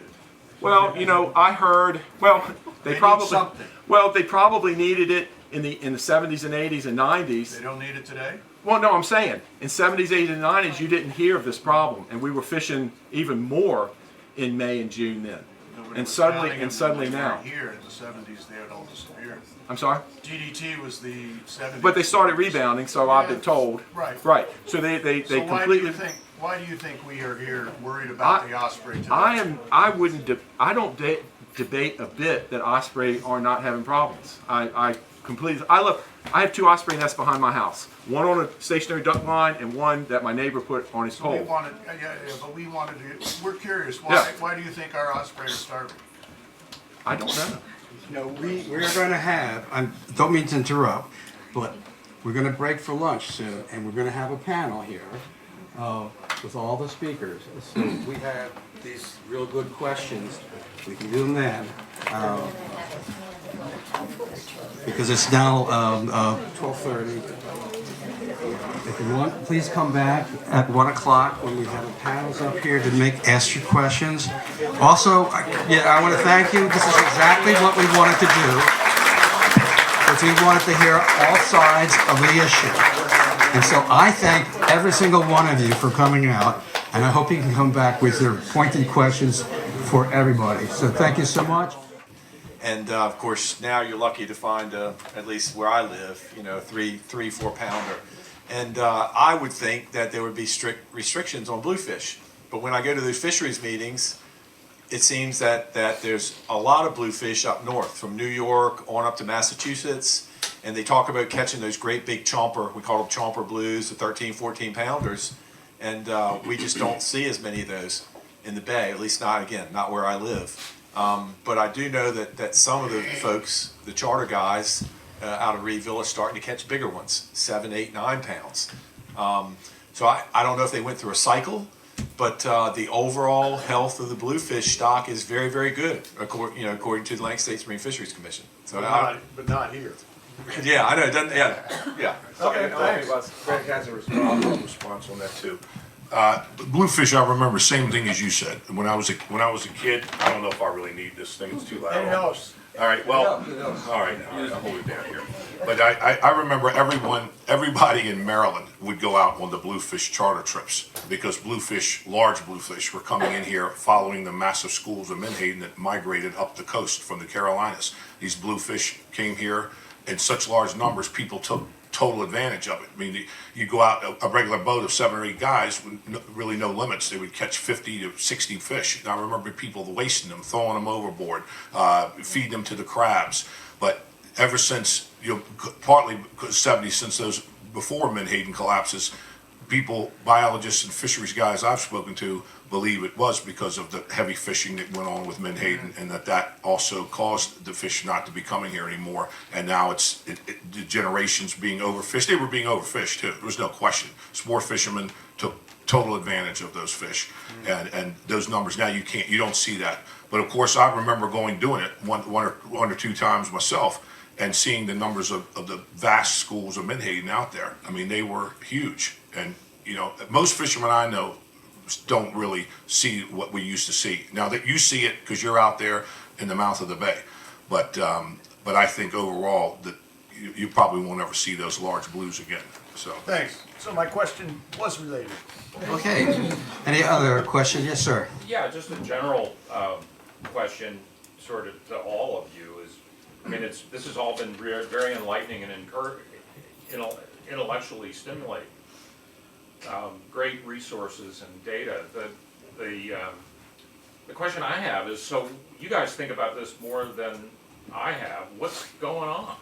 You know, what are your theories? Who wants to take this? Honestly, I think that's the $1 million question. Something I've stressed time and again is we have a tendency when, I mean, fill in whatever population you want, to want to point fingers and want to jump the gun. And you know, I've been working with wildlife and particularly raptors and large birds for decades now. And more often than not, you know, it's multiple compounding factors. That's the bottom line. And I think that some of what we discussed at the end of our presentation, where we're talking about, you know, what are our information needs, where are the gaps in our data, as we begin to fill that in, I think we're going to begin to get a better picture of kind of a holistic view of what's actually going on. I don't know if anybody else wants to. I have a little follow-up on that because there's been $2.5 million has been allocated. That's a bill that Chris Van Holm pushed through that's being targeted to address the, you know, Menhaden Osprey connection. Do any of you guys know who's going to do the research or, you know? Maryland representative, he was the backer of that bill, Chris Van Hollen, like you said. So to me, since he's a Maryland guy, I'm wondering if he's approaching Virginia because I haven't heard that part of it. Do you know the answer to that one? If I don't know who's going to get the money, but I do know that there's a fishery science program called SEMFIS, Southeast Center for Marine Fisheries, and they fund research.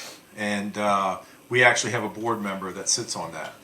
And we got SEMFIS about 8-9 months ago to fund a report by the 5 people who are regarded as the best Menhaden scientists around. There are 2 from VIMS, Dr. Rob Latour and Dr. Jim Gartland. There are 2 from the University of Maryland Center for Marine Science, Jenny Nesledge and Mike Wilberg, and then a representative from NOAA, Dr. Amy Schuler from the Menhaden Laboratory in Beaufort, North Carolina. So they are putting together a roadmap on, that's not funded, I mean the roadmap itself, but what would a roadmap look like? What do you need to do specific Menhaden science in the Bay? So that was funded for them to put that roadmap together. It's due in December. In the meantime, we actually pushed for additional funding for them to start prematurely figuring out how to tag Menhaden and track them in the Bay. In the 60s, there's more data, marine fisheries data on Menhaden than any other stock. Striped bass is close, but they've been doing very detailed information on Menhaden since 1955. They started a laboratory in Beaufort, North Carolina called the Menhaden Lab just to track Menhaden data. Every time we make one of these sets since 1955, our captains have had to log the day, the exact start time, the end time, how many fish they estimate were in that set, the lat long, the weather conditions, cloudy, the wind direction, the wind speed, the temperature, all that data.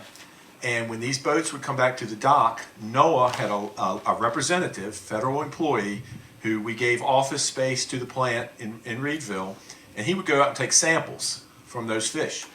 He'd take them back to his office, he would weigh those fish, measure those fish, and then pull scales off those fish. He would send the scales to the lab in Beaufort, North Carolina, and they would age those fish. Yeah, like rings like a tree. Yeah.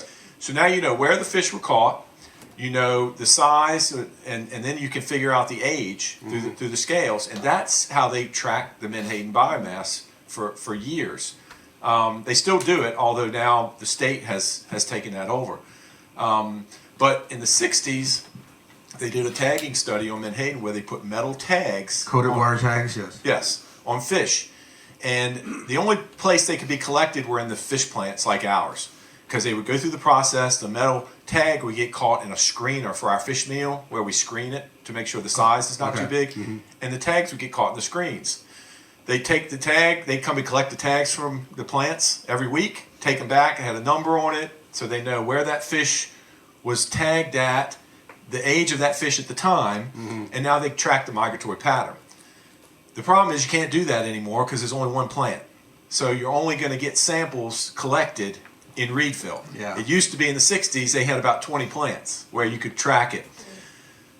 So anyway, we're working with those scientists now to figure out a way to have a chip, and one of you all may know you do science. Pit tag.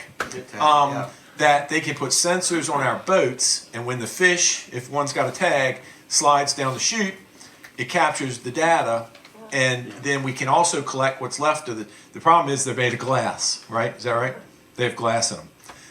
We got to figure out how we keep the glass in our product. In your product. Yeah, exactly. So that's a challenge that we're having. We're working with them right now on that. But in 2020, the Atlantic States Marine Fisheries Commission Menhaden Board asked the technical committee, what does it take to do a bay-specific study? Because they've been doing this bay cap since really 2006. It's not based on science. It's just a precautionary cap. And the technical committee came back and said, essentially, it's a very long report. Here's all the things you need to do. It's going to take 7 to 10 years and an indeterminate amount of money. And the board said, you know what? We've already got this catch regulated down to such low levels, and the overall biomass of this fish is so healthy, we're not going to spend our limited resources on this. So they never did it. So now you have individual states, whether it be Maryland, Virginia, people trying to figure out how to do this. But the lift is huge. You got to figure out how many menhaden are coming in the bay, in the mouth of the bay. That in itself is a lift, because they don't loiter in the bay where you can just continue to do sampling. Then you got to figure out when they leave. Once you capture that data, then you have to figure out how many of those do we catch. Now that's part of the tagging program, so they can, But then once you do those two things, now what is the need for menhaden in the bay? What do all the predators eat? Yep. It's a huge lift, which is why it hasn't been solved yet. You're talking about like a mark recapture program where you make the assumption you don't have any immigration or emigration, and you tag a bunch of fish, and then you try to recover them, and the percentage that you get goes into a model to estimate the population size, but it doesn't work with the migratory fish. Yeah, sure. In the field of epidemiology, they talk about proximate cause and ultimate cause. And proximate cause would be, well, these ospreys seem to be starving. They're not getting enough fish delivered to the nest to feed the young. What is the ultimate cause? And might be the availability of the prey, or the ability to capture the prey, or a combination of factors. And it's great that money is going to look at menhaden, but that may not be the ultimate problem. It could be a combination of things. And that's a very tricky thing, and it takes a long time to solve. You think about epidemiology, you think about people. Well, there's also eco-epidemiology, and there have been all kinds of, for example, pollution problems in wildlife that have been sort of studied to death to figure out what was the ultimate cause of the reproductive problem. The data that will be generated, hopefully on menhaden, will be part of that puzzle or picture, but it may not be the complete answer. The study, by the way, is scheduled for 3 years, or $2.5 million. It's been proposed many times in Virginia legislature, been shot down many Every times. time. So that's why here in Maryland, that they're at least, Maryland doesn't have the control over the lower bay. That's Virginia waters where they're doing the fishing. So that's why Maryland, but recently Maryland fisheries managers have come up and said that the menhaden getting up the bay are not near what they should be, despite what, they may tell you and say, that the fish are not coming up in the numbers that they once were. Now, that seems obvious to all of us who are actually tracking the Osprey and what's happening to them. It's just frustrating to hear about all the stuff that you guys are doing with menhaden fisheries doing great, maybe out in the ocean, but they're not doing well here. Well, last year, Monty can speak to this, that they didn't come back in the bay, the harvesters, until much later than normal. The menhaden weren't in here in the numbers. And not being here at the critical nesting time for ospreys, I saw more ospreys in my 40-some years of doing it. Looking at them every single year, I've never seen so many birds sitting on their nests. I take the time and talk to the landowners that have these nest platforms, and all of them are telling me, I've never witnessed this behavior before. Why are they there? Brian Watts believes it's because physiologically they're probably not in good enough condition to nest, because it's very, very demanding, high energy. The male burns more energy at that time of year doing the fishing, trying to keep up with the supply. The female investing in the eggs and the incubation, she's waiting for the male to bring them. And he had birds where the male did not return for more than 2 days because he didn't get fish, and the female finally abandoned the eggs and left them.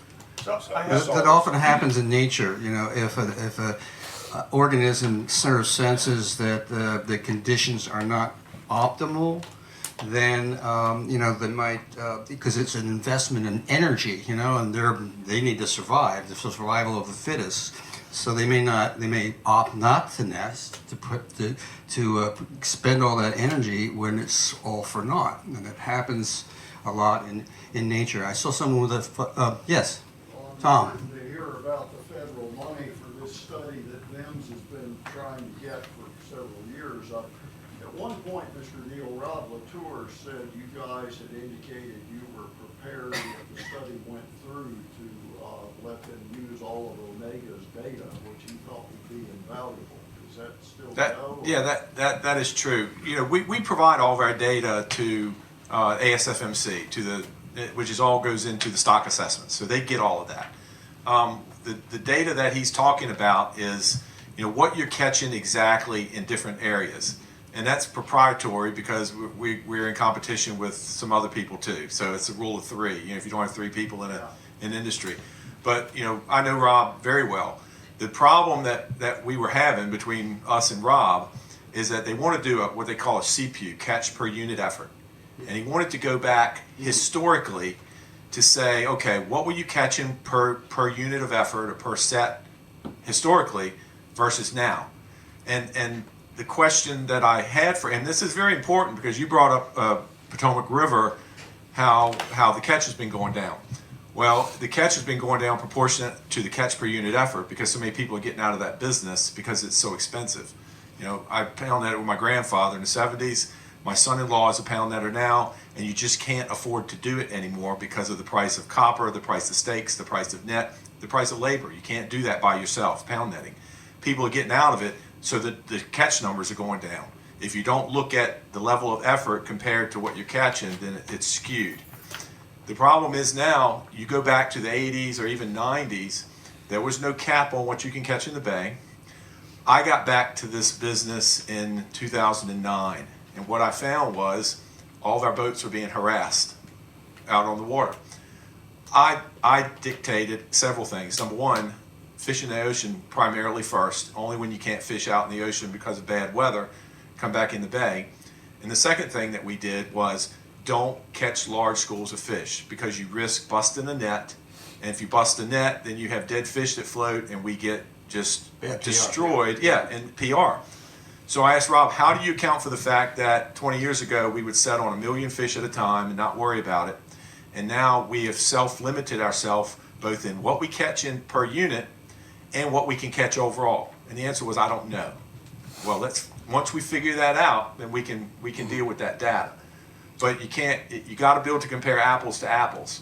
I had a question for you myself. Is for ocean harvesters, your effort, like for the last 10 years or so, is your effort kind of steady, or you have a certain poundage? Are you working harder to get the poundage you want, or are you doing the same effort? Like any of you, if you own a business, if you're capped at how much widgets you can sell, you're capped, and your revenue is capped. This is a commodity. It's like corn, soybeans, anything else. The price fluctuates. The only thing that we really can control is our expenditures. Mm-hmm. So our primary goal is to be as efficient as possible, and that's what really drives us. If we're only allowed to do this, and most of you only make a profit if you're in a business on your last 20 to 30% of what you do. The rest of it, if you're in a high fixed cost business like we are, big boats, Omega has a large plant. Yeah. You have high fixed costs. Of course. So, just being efficient is where we place our focus. We have 6 boats. We've fished 6 boats now in the entire Chesapeake Bay, Yes. or at least that end. Young lady in the stripes, the horizontal stripes. Thank you. My question is, putting aside that we're only catching 1% of the biomass of menhaden, how are you factoring in that the Chesapeake Bay is considered like a critical nursery for the menhaden? And so what we're catching might be in critically important population of this fish. Yeah.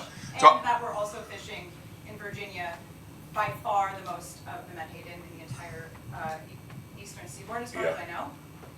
So I didn't say biomass, I said the number of menhaden. We catch about 1% of the number of menhaden. Okay. You got 6-year-old menhaden, you've got, peanuts. The stock assessment doesn't break it out by biomass, but they give you the numbers of each of the the different, whether it's juveniles or adults. So just to clarify that.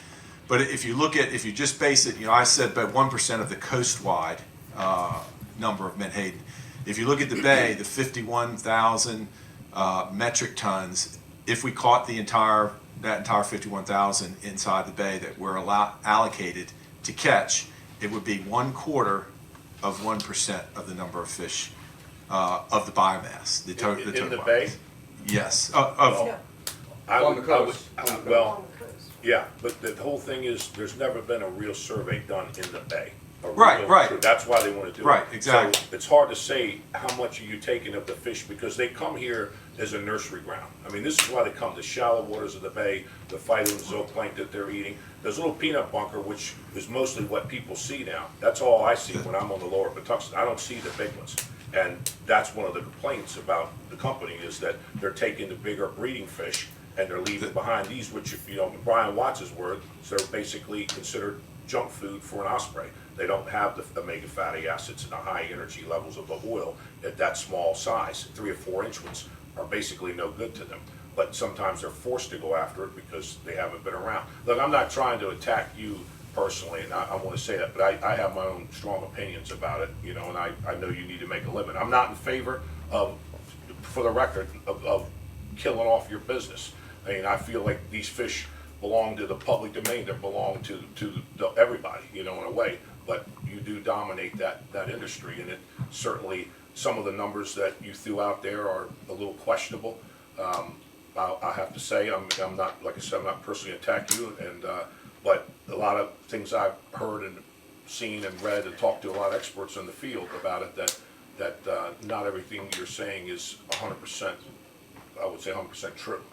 I can back it all up with the stock assessment, your numbers. All right, let's, point well taken. Yes. I have a question. Turbidity of the water was brought up as a potential factor in the osprey's inability to get prey. Because they can't see them. Because they can't see them. Have the spotter planes noticed any change in turbidity because they're up there looking down on it?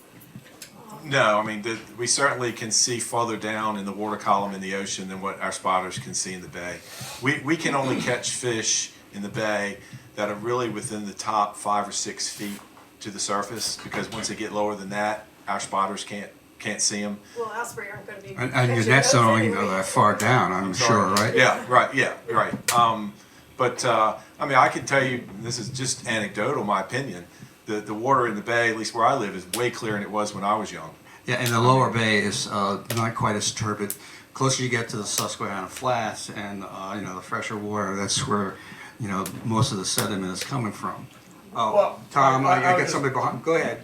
I just got to point out on the Severn River that our clarity is horrible. On the Severn River, it's not clean and clear at all. Yeah, that's We a have- very developed watershed, yes. Yeah, so don't take the idea that the water's clear at all.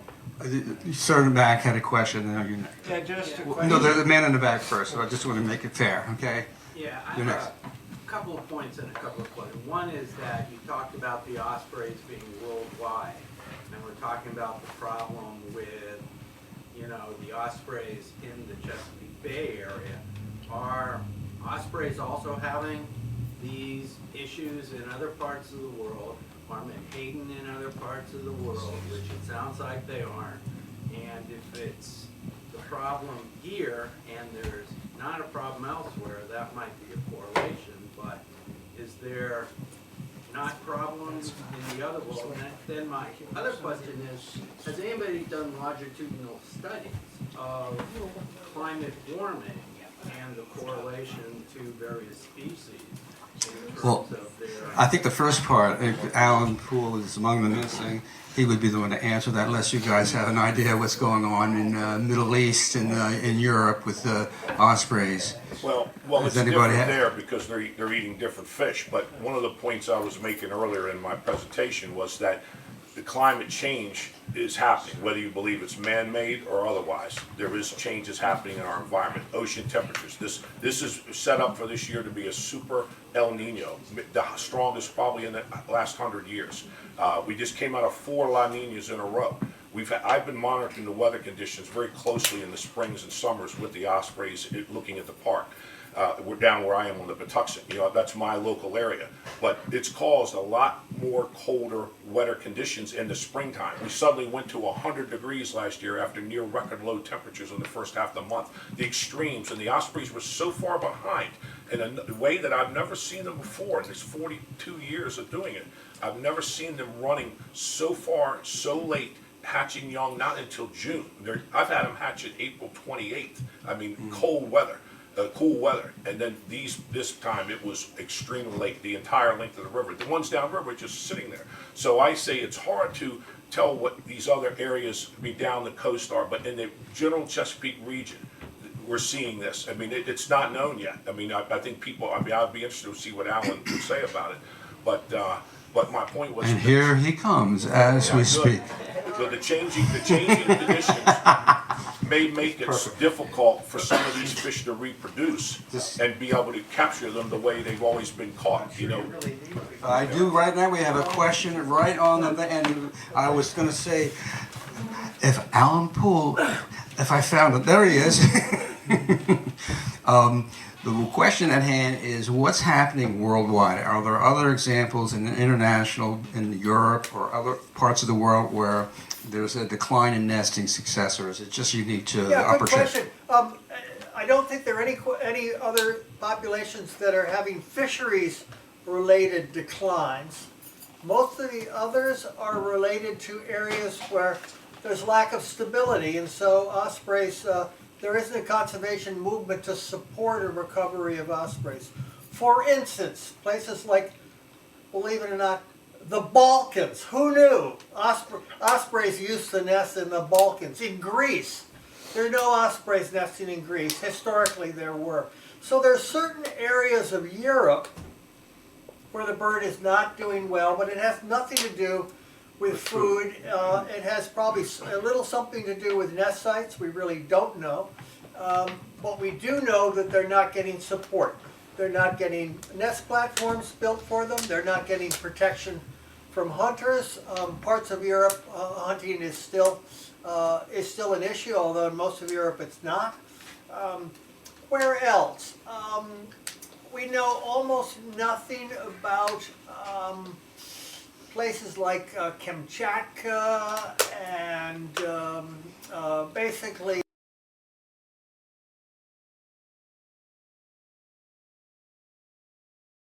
where ospreys are nesting.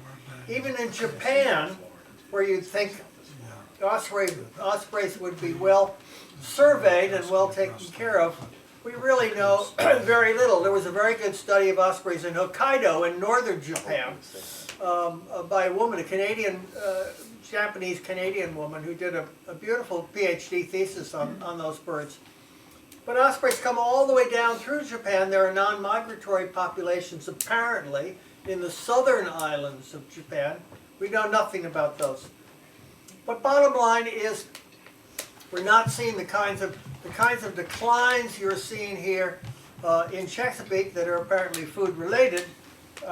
There's no precedent for that anywhere else in the world that we know of right now. I have one little follow-up because I'm going to hand you this. We had that conversation about what's most stressful to ospreys, and remember you told me that they can pretty much withstand cold because if there's enough food, then they can keep the eggs warm. That the heat is the problem. Use the mic, please. Yeah, that's a good point. People always worry about ospreys being too osprey eggs and chicks being too cold, but my experience, and Paul can back me up on this, is that they are extremely tolerant of cold weather. It just always amazes me. I come back, I spend winters in the tropics. I come home at the end of March. It's colder than hell. It is just miserable. You know, it's 38 degrees at night and raining with a 40-mile-an-hour wind. And ospreys have just returned from the Amazon. You would think they would be fly back, tucking their tails between their legs and getting the hell out of town, and they don't. They're there to breed, and early breeding brings far greater success than late breeding. So they stick it out, and they're able to do it very well. they have enough food. The point Paul has made this better than anyone I've talked to is that heat is more of a stressor, and particularly here in the Chesapeake, where you get young that are not being raised until July. You get 100-degree days. When the young are big enough that the parents can't shade them very well, you run into problems. Okay, great. You want to say something? Just on that same line. So last year when we had this, and we had it a couple of years in a row with the La Nina, we had those very cold, wet springs, and I went out and documented when it was happening and found numerous dead chicks in the nest that died directly of exposure and hypothermia. And you know, the parent doesn't just pull them under them when it's out there. When they're small, 2 weeks old, 1 week old, they have to get under there. The parent doesn't try to huddle them underneath of them. So if the chick is not doing that well, or is just as weak and not in the cold temperatures to slow them down, that's when they get into trouble. So then we went to an extreme of the 100-degree heat in June.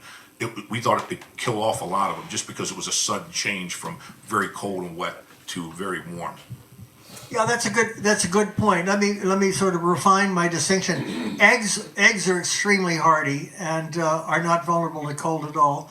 Young are more so, but young that are well fed are not. That's it. And, young that are well fed are fine. And we've had problems on cold with a lot of rain and a lot of cold. Where the males are not foraging, that becomes a problem. If a male is bringing in a fish every 2 hours, I don't care what the weather is. Those young are going to survive. I'll take it. Yeah. Go ahead. Yeah, I'm going to rewind, I guess, back to the previous comment. Are there problems elsewhere? And we're here today all focused on Chesapeake Bay, but we did hear from people in the audience and others, well, in Delaware Bay, the inland bays, things aren't so great. New York, things aren't so great. Connecticut, I thought I heard things weren't so great as far as productivity. So it's not just... It's not just here then. Yeah.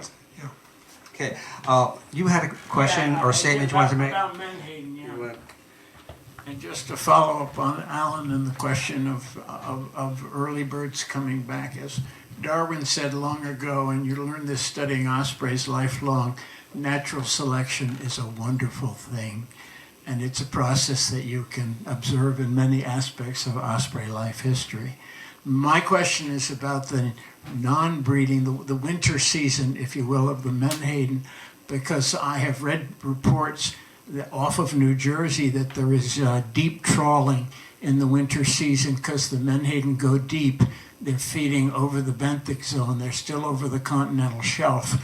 And I know from my time down in North Carolina, that the spotter pilots there at the various seasons would talk about mud royals. The idea that, again, the menhaden are going deep, and apparently they're even roiling the bottom, and then they're filter feeding on the benthos that they've lifted up from the bottom. So if anyone has comments, my larger point is that menhaden science is deficient at this point. It's not as good as it should be, and we're fighting very hard to get better menhaden science. Senator Van Hollen, a hero of Maryland, is very much involved with that. There are obstacles to that in the state of Virginia, and I don't need to say more about that. Okay, great, thank you. Other questions? Anyone else? Where? Right in the back. Okay, there you go. I see. Ooh, I can't because the sun's in my eye. This is anecdotal. I'm sitting next to someone else who does what I do as well. I'm pulling her in. I hope she doesn't mind. So I do wild bird rehab for rehabbers, and primarily I work with ospreys as well as a volunteer. Greg is amazing. He answers my questions a lot during the season. But two things I want to mention is, and this is anecdotal, but I do get called for a lot of birds that are in trouble, ospreys on nests. Either they're tethered to the nest, their young have jumped off or fallen off or whatever. Almost all the birds that go to the rehab in the past couple of years are coming in with very poor body condition. So we know that. This is adults and young. So piggybacking on all that we're talking about what might be happening, because I saw a program the other night about the Amazon and what's happening down there. So what about the wintering grounds and what kind of condition they might be when they get back from there? Sure, they're coming up hormonally or whatever it tells them to come. What about that? And then also what about studies being done about them moving? I did read something once where they're just expecting that the osprey population is going to have to go further north. But if I look at the Newfoundland power nest cam, they come in very late, and I've watched that over the years, and that's a very rough conditions for ospreys to raise their young in. But do you foresee that, or are you seeing signs that they are moving more north?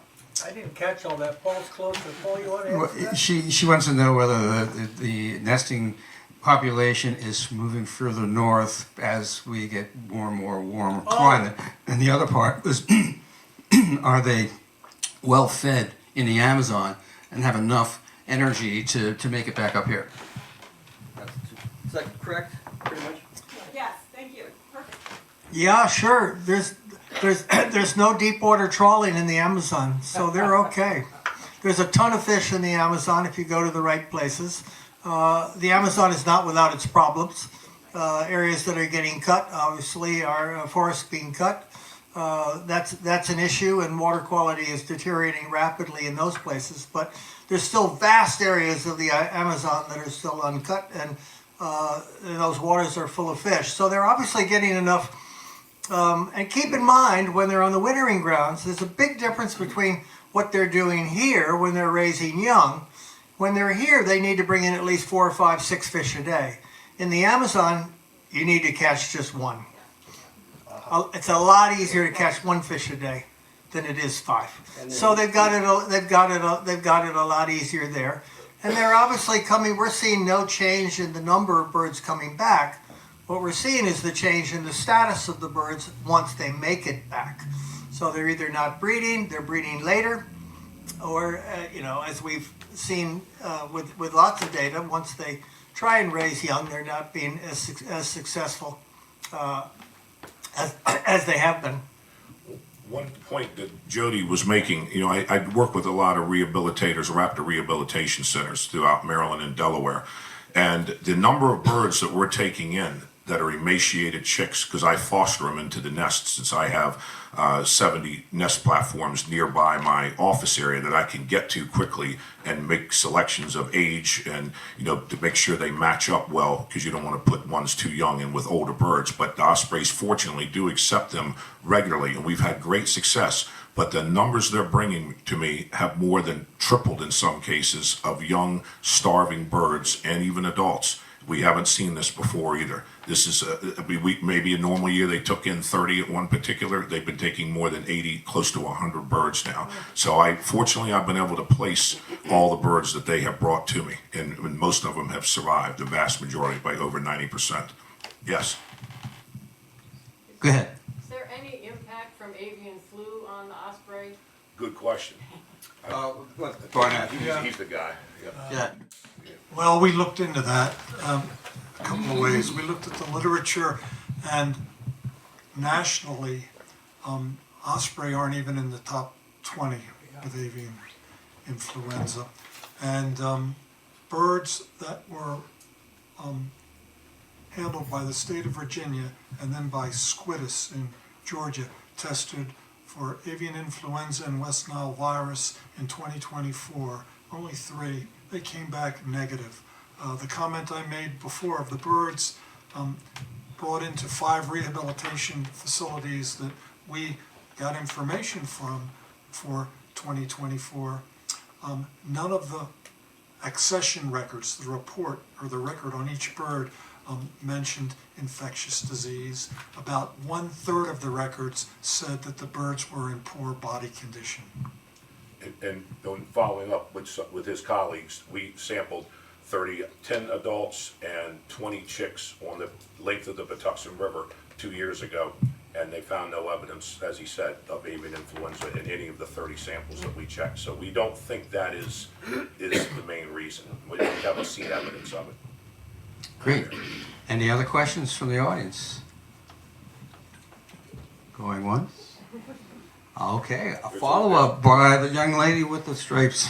No, it's not a direct follow-up. I guess. Oh, well, okay. I'm just worried about ospreys being an indicator species, right? So I guess have we ever seen them be an indicator of other ecosystem? It's called DDT. Well, yeah, and so I guess that was obviously clear, and we've kind of solved that issue. But elsewhere, I guess I'm just curious about the entire what it represents for the entire ecosystem. So yeah, osprey are considered an indicator species, not only for DDT back in the 70s. In Maine, there were a ton of studies done looking at mercury as an aquatic contaminant, and osprey are used as aquatic indicators in that respect as well. I'm sure Alan or Barnett or others can chime in more. Getting back to the AI issue, osprey by and large are not communal like your snow geese and things like that, where you really see rates of avian influenza skyrocket. So I don't think that you're going to see really high rates of AI in osprey. I don't see that. I don't know if Barnett or Alan, you want to chime in? It's not my department. Yeah, I'll chime in on a couple of things. There have been a couple of good reviews written about birds as indicators of environmental change. I've always focused on the ones that dealt with environmental contaminants. I believe it was Bob Grove published a big review, and it was about 2010 on ospreys as indicators of ecosystem health. In 2003, we published a very lengthy review looking at 5 classes of contaminants, organochlorine pesticides, PCBs, lead, mercury, and organophosphorus insecticides. We looked at 25 indicator species found in estuaries, and at least for 3 of those chemical contaminant groups, ospreys were sort of in the top 5 as indicators. And if you look at what they eat, they're good indicators of things that are lipophilic or things that move up the food chain in some way. And that's why they've been great indicators. Thank you. Thank you all, by the way, for all your questions. Yes. Great. Gotta go. Okay, Tom, you're on. Thought about bluefish. How about redfish or greenfish? Good. I happen to like bluefish. It's a great fish, Stands up to a bottle of wine, red wine. Yeah. Do you guys know whether there is any effort within Maryland, DNR, MDE, do they have bird experts, anybody in those agencies who are osprey people who are tracking any of this? Do those agencies care? Well, I can answer that. At the field, there's a booth from DNR, and the lady is talking about osprey restoration work right here. Which booth? Right up front? Yeah, in the field, Across the building. Across the yeah. Because, that way. I mean, shouldn't they be more active as advocates for this poor animal? I can comment that Dave Brinker, who used to work for Maryland DNR, really followed a lot of fish-eating birds. I believe he's like me at the end of his career, but he's probably retired, and I don't know that there was... He's still working. He's still working. Yes. Great. Next year or two, he's going out. I just Okay. saw him last week. But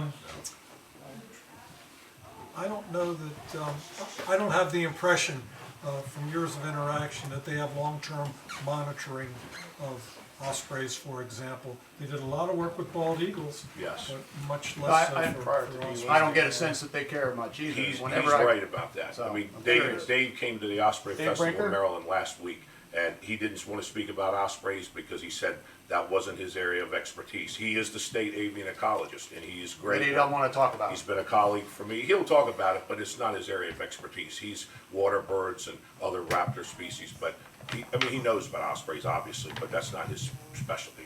So There are beautiful published papers in a number of fine journals by a gentleman named Jan Reese who lives down in St. Michael's. And those are, you can, go to computer and get those papers. And these are post-DDT once the ospreys had recovered nicely in the Chesapeake Bay. And everything was just fine. The reproductive rates were just fine.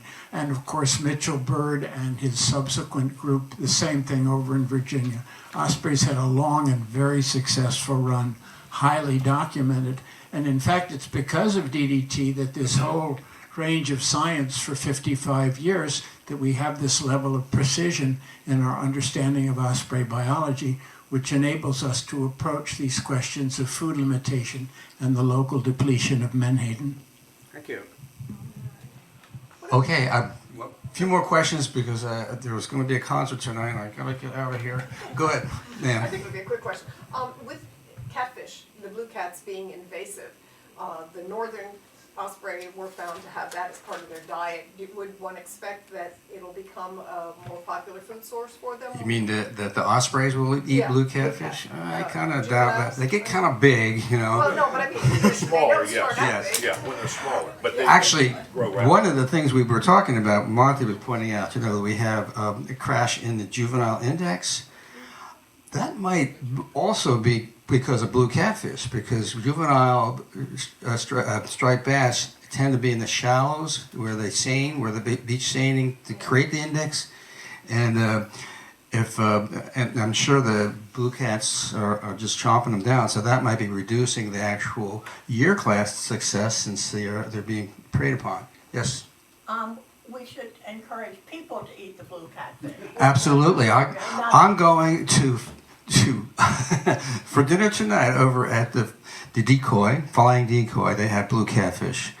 So if you're going to go out to eat tonight, I challenge you all to eat some invasive The state is species. trying to develop a fishery for it. They want to do that. I mean, that's a high priority thing. They met down on the river. And they aren't bottom feeders, so they aren't dusty like regular catfish. Well, they're everything feeders. They'll eat anything and everything, so that's why they taste good, I guess.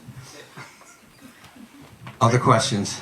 Bottom line is, when I was saying in my talk, that I don't believe menhaden is the only cause, and I want to make that clear. It's not just menhaden, hey, the osprey come back. You saw all the different things I pointed out in there. It's a perfect storm of events, of things happening, weather, many of these things combined, the catfish, you name it. Everything together is hitting them hard. It has to be looked at further. I mean, there's no steady, locked-in answer. It's to continue to work, to pin it down.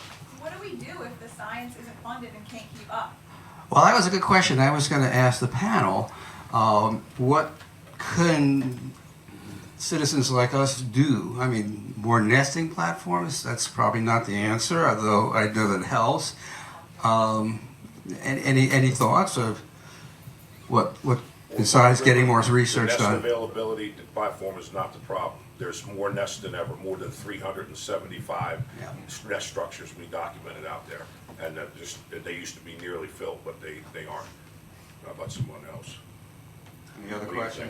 What about putting fish in the throwing fish up in the platform? Yeah, well, my slap you in the face on the way down. That mean, and your friend probably wouldn't like you all smelly like fish, so not a good idea. No, I see the model of studies being done are the studies that Brian Watts is doing in different portions of the Chesapeake. Those sorts of detailed studies, he's got lots of students to help, so that makes it easier. But both camera studies, he's doing primarily camera studies. But we need to go beyond just monitoring. We need to go beyond just figuring out that ospreys are not raising young. And in order to determine that, we need to figure out why. And a lot of that has to do with food delivery rates. Very, very, very few studies are telling you how many fish are coming into nests. Better yet, how long it's taking males to find fish. All of those data are accessible for people who watch nests. So one thing that citizen scientists can do is adopt a nest or two, spend some time watching it, figure out how is the male bringing in 5 fish a day or 1? Is it taking him 15 minutes to catch a fish or 5 hours? All of that data is very accessible with a pair of binoculars and a little bit of patience and time. Which something I was hoping maybe with this symposium would spur, potentially here in Rock Hall. How many people are here from Rock Hall? But we have a lot of ospreys here, and it would be pretty cool if we could get some citizen science going and actually get our data into the national database. Yeah. I would love to do that, but the ospreys, they were a pair and they left. And they've done that in past years as well. I don't know where they went. But what would cause a pair of ospreys to start building a nest and then disappearing? Somebody want to take that one? So I guess the short answer is any number of different factors. So nest failures can cause osprey to up and leave. It can cause any bird to up and leave, including eagles. Food resources can cause them to up and leave. And there's certainly many more factors that would result in, a pair of ospreys starting to build and then abandoning. Well, how about younger ones that are less experienced? Yep, you would have younger osprey, less experienced. Maybe they're just not quite there yet. Ospreys don't abandon nests if things are good. We find in our colony, if you're an osprey pair who gets a nest, you don't let go. They fight. Things have to be really bad to move away from a nest. It's like you leaving your home. It's like you stepping out of your house because it's not working right. You don't leave your house. It typically has some extenuating circumstances in terms of nest failures or some other issue that's putting stress on the pair. Barnett, yeah. Yeah, I guess Alan mentioned, well, we need to do more than just monitor osprey nests and failed reproduction. And some other things have been done or are being done. The great study by Michael Academia and Brian Watts, when they supplemented nests with young in them and really got those nests to succeed where unsupplemented nests failed. This year, Brian, and also us working with Brian, we're actually supplementing adults before eggs are laid to see if we can get them in better condition and go through the reproductive season. That's very labor intensive. We'll see what happens. We don't have the results yet, and it's difficult when there may not be enough fish that are catchable for the ospreys even after the eggs are laid when we stop supplementing. How do you supplement them if they only eat live fish? How's that They work? don't. They will eat things fish. other than live fish. They will eat menhaden that we put right in the nest. If it's fresh enough. What Brian and what we are doing actually together is we are buying menhaden bait fish the right size. We thaw them. We actually treat them with vitamin E because in the process of freezing them, vitamin E is depleted. We inject them and then we feed them to the birds. We feed twice a week 500-gram rations. And we're seeing what that does. It may not do anything. We'll find that out. I guess the notion of let's watch the birds real carefully with a pair of binoculars. We try to do that with game cameras on a grand scale. From 2024, I think we have game camera images for 25 osprey nests throughout the bay. What people don't think or realize, the amount of data that gets generated. We're getting 40,000 game camera images per nest that we have to go through. So you multiply 40,000 by 25, that's a lot of camera images to view and figure out what's going on. Keep going at the time. We should wrap it up. Yes, exactly. All right, listen, I'm gonna have to cut it off because unless somebody has a burning question that hasn't been answered, one more, and then we have to go. It's a burning question, but our ospreys came back, but not one stick has been delivered to the platform because there's an eagle sitting on it every day. Well, there you go. Interspecific competition. Eagles gotta make a living too. Oh, Paul, do you have one more thing to say before? I had a question specifically for Barnett because he gave us these 2 years of data, 74, 75. And 75 is this, 24, 25. It's 25 is this drastic reduction in reproductive success. Are we witnessing a Menhaden crash at this point in time? Yeah. I don't know, and I apologize. We're not done with the 25 data. At the same time, we had that crash in 25 on the Choptank study area we looked at, which was high salinity. In my opinion, we did pretty well in the Chester River. And it's just the next tributary north. Yeah, but it's lower, it's a lot lower salinity. Not in, The lower Chester and the lower Chester is the same as the Choptank, Yeah, about it's pretty 15,000 salty. parts per thousand. It did much better than the Choptank area we Well, studied. that does get us to the question of local depletion and a better scientific understanding of Menhaden population. Okay, well, that's hopefully what's going to happen in the future. And I really like to thank everyone for coming back to enjoying this. Thank all our panelists and scientists here. Did a great job, all of you. Thank you so much.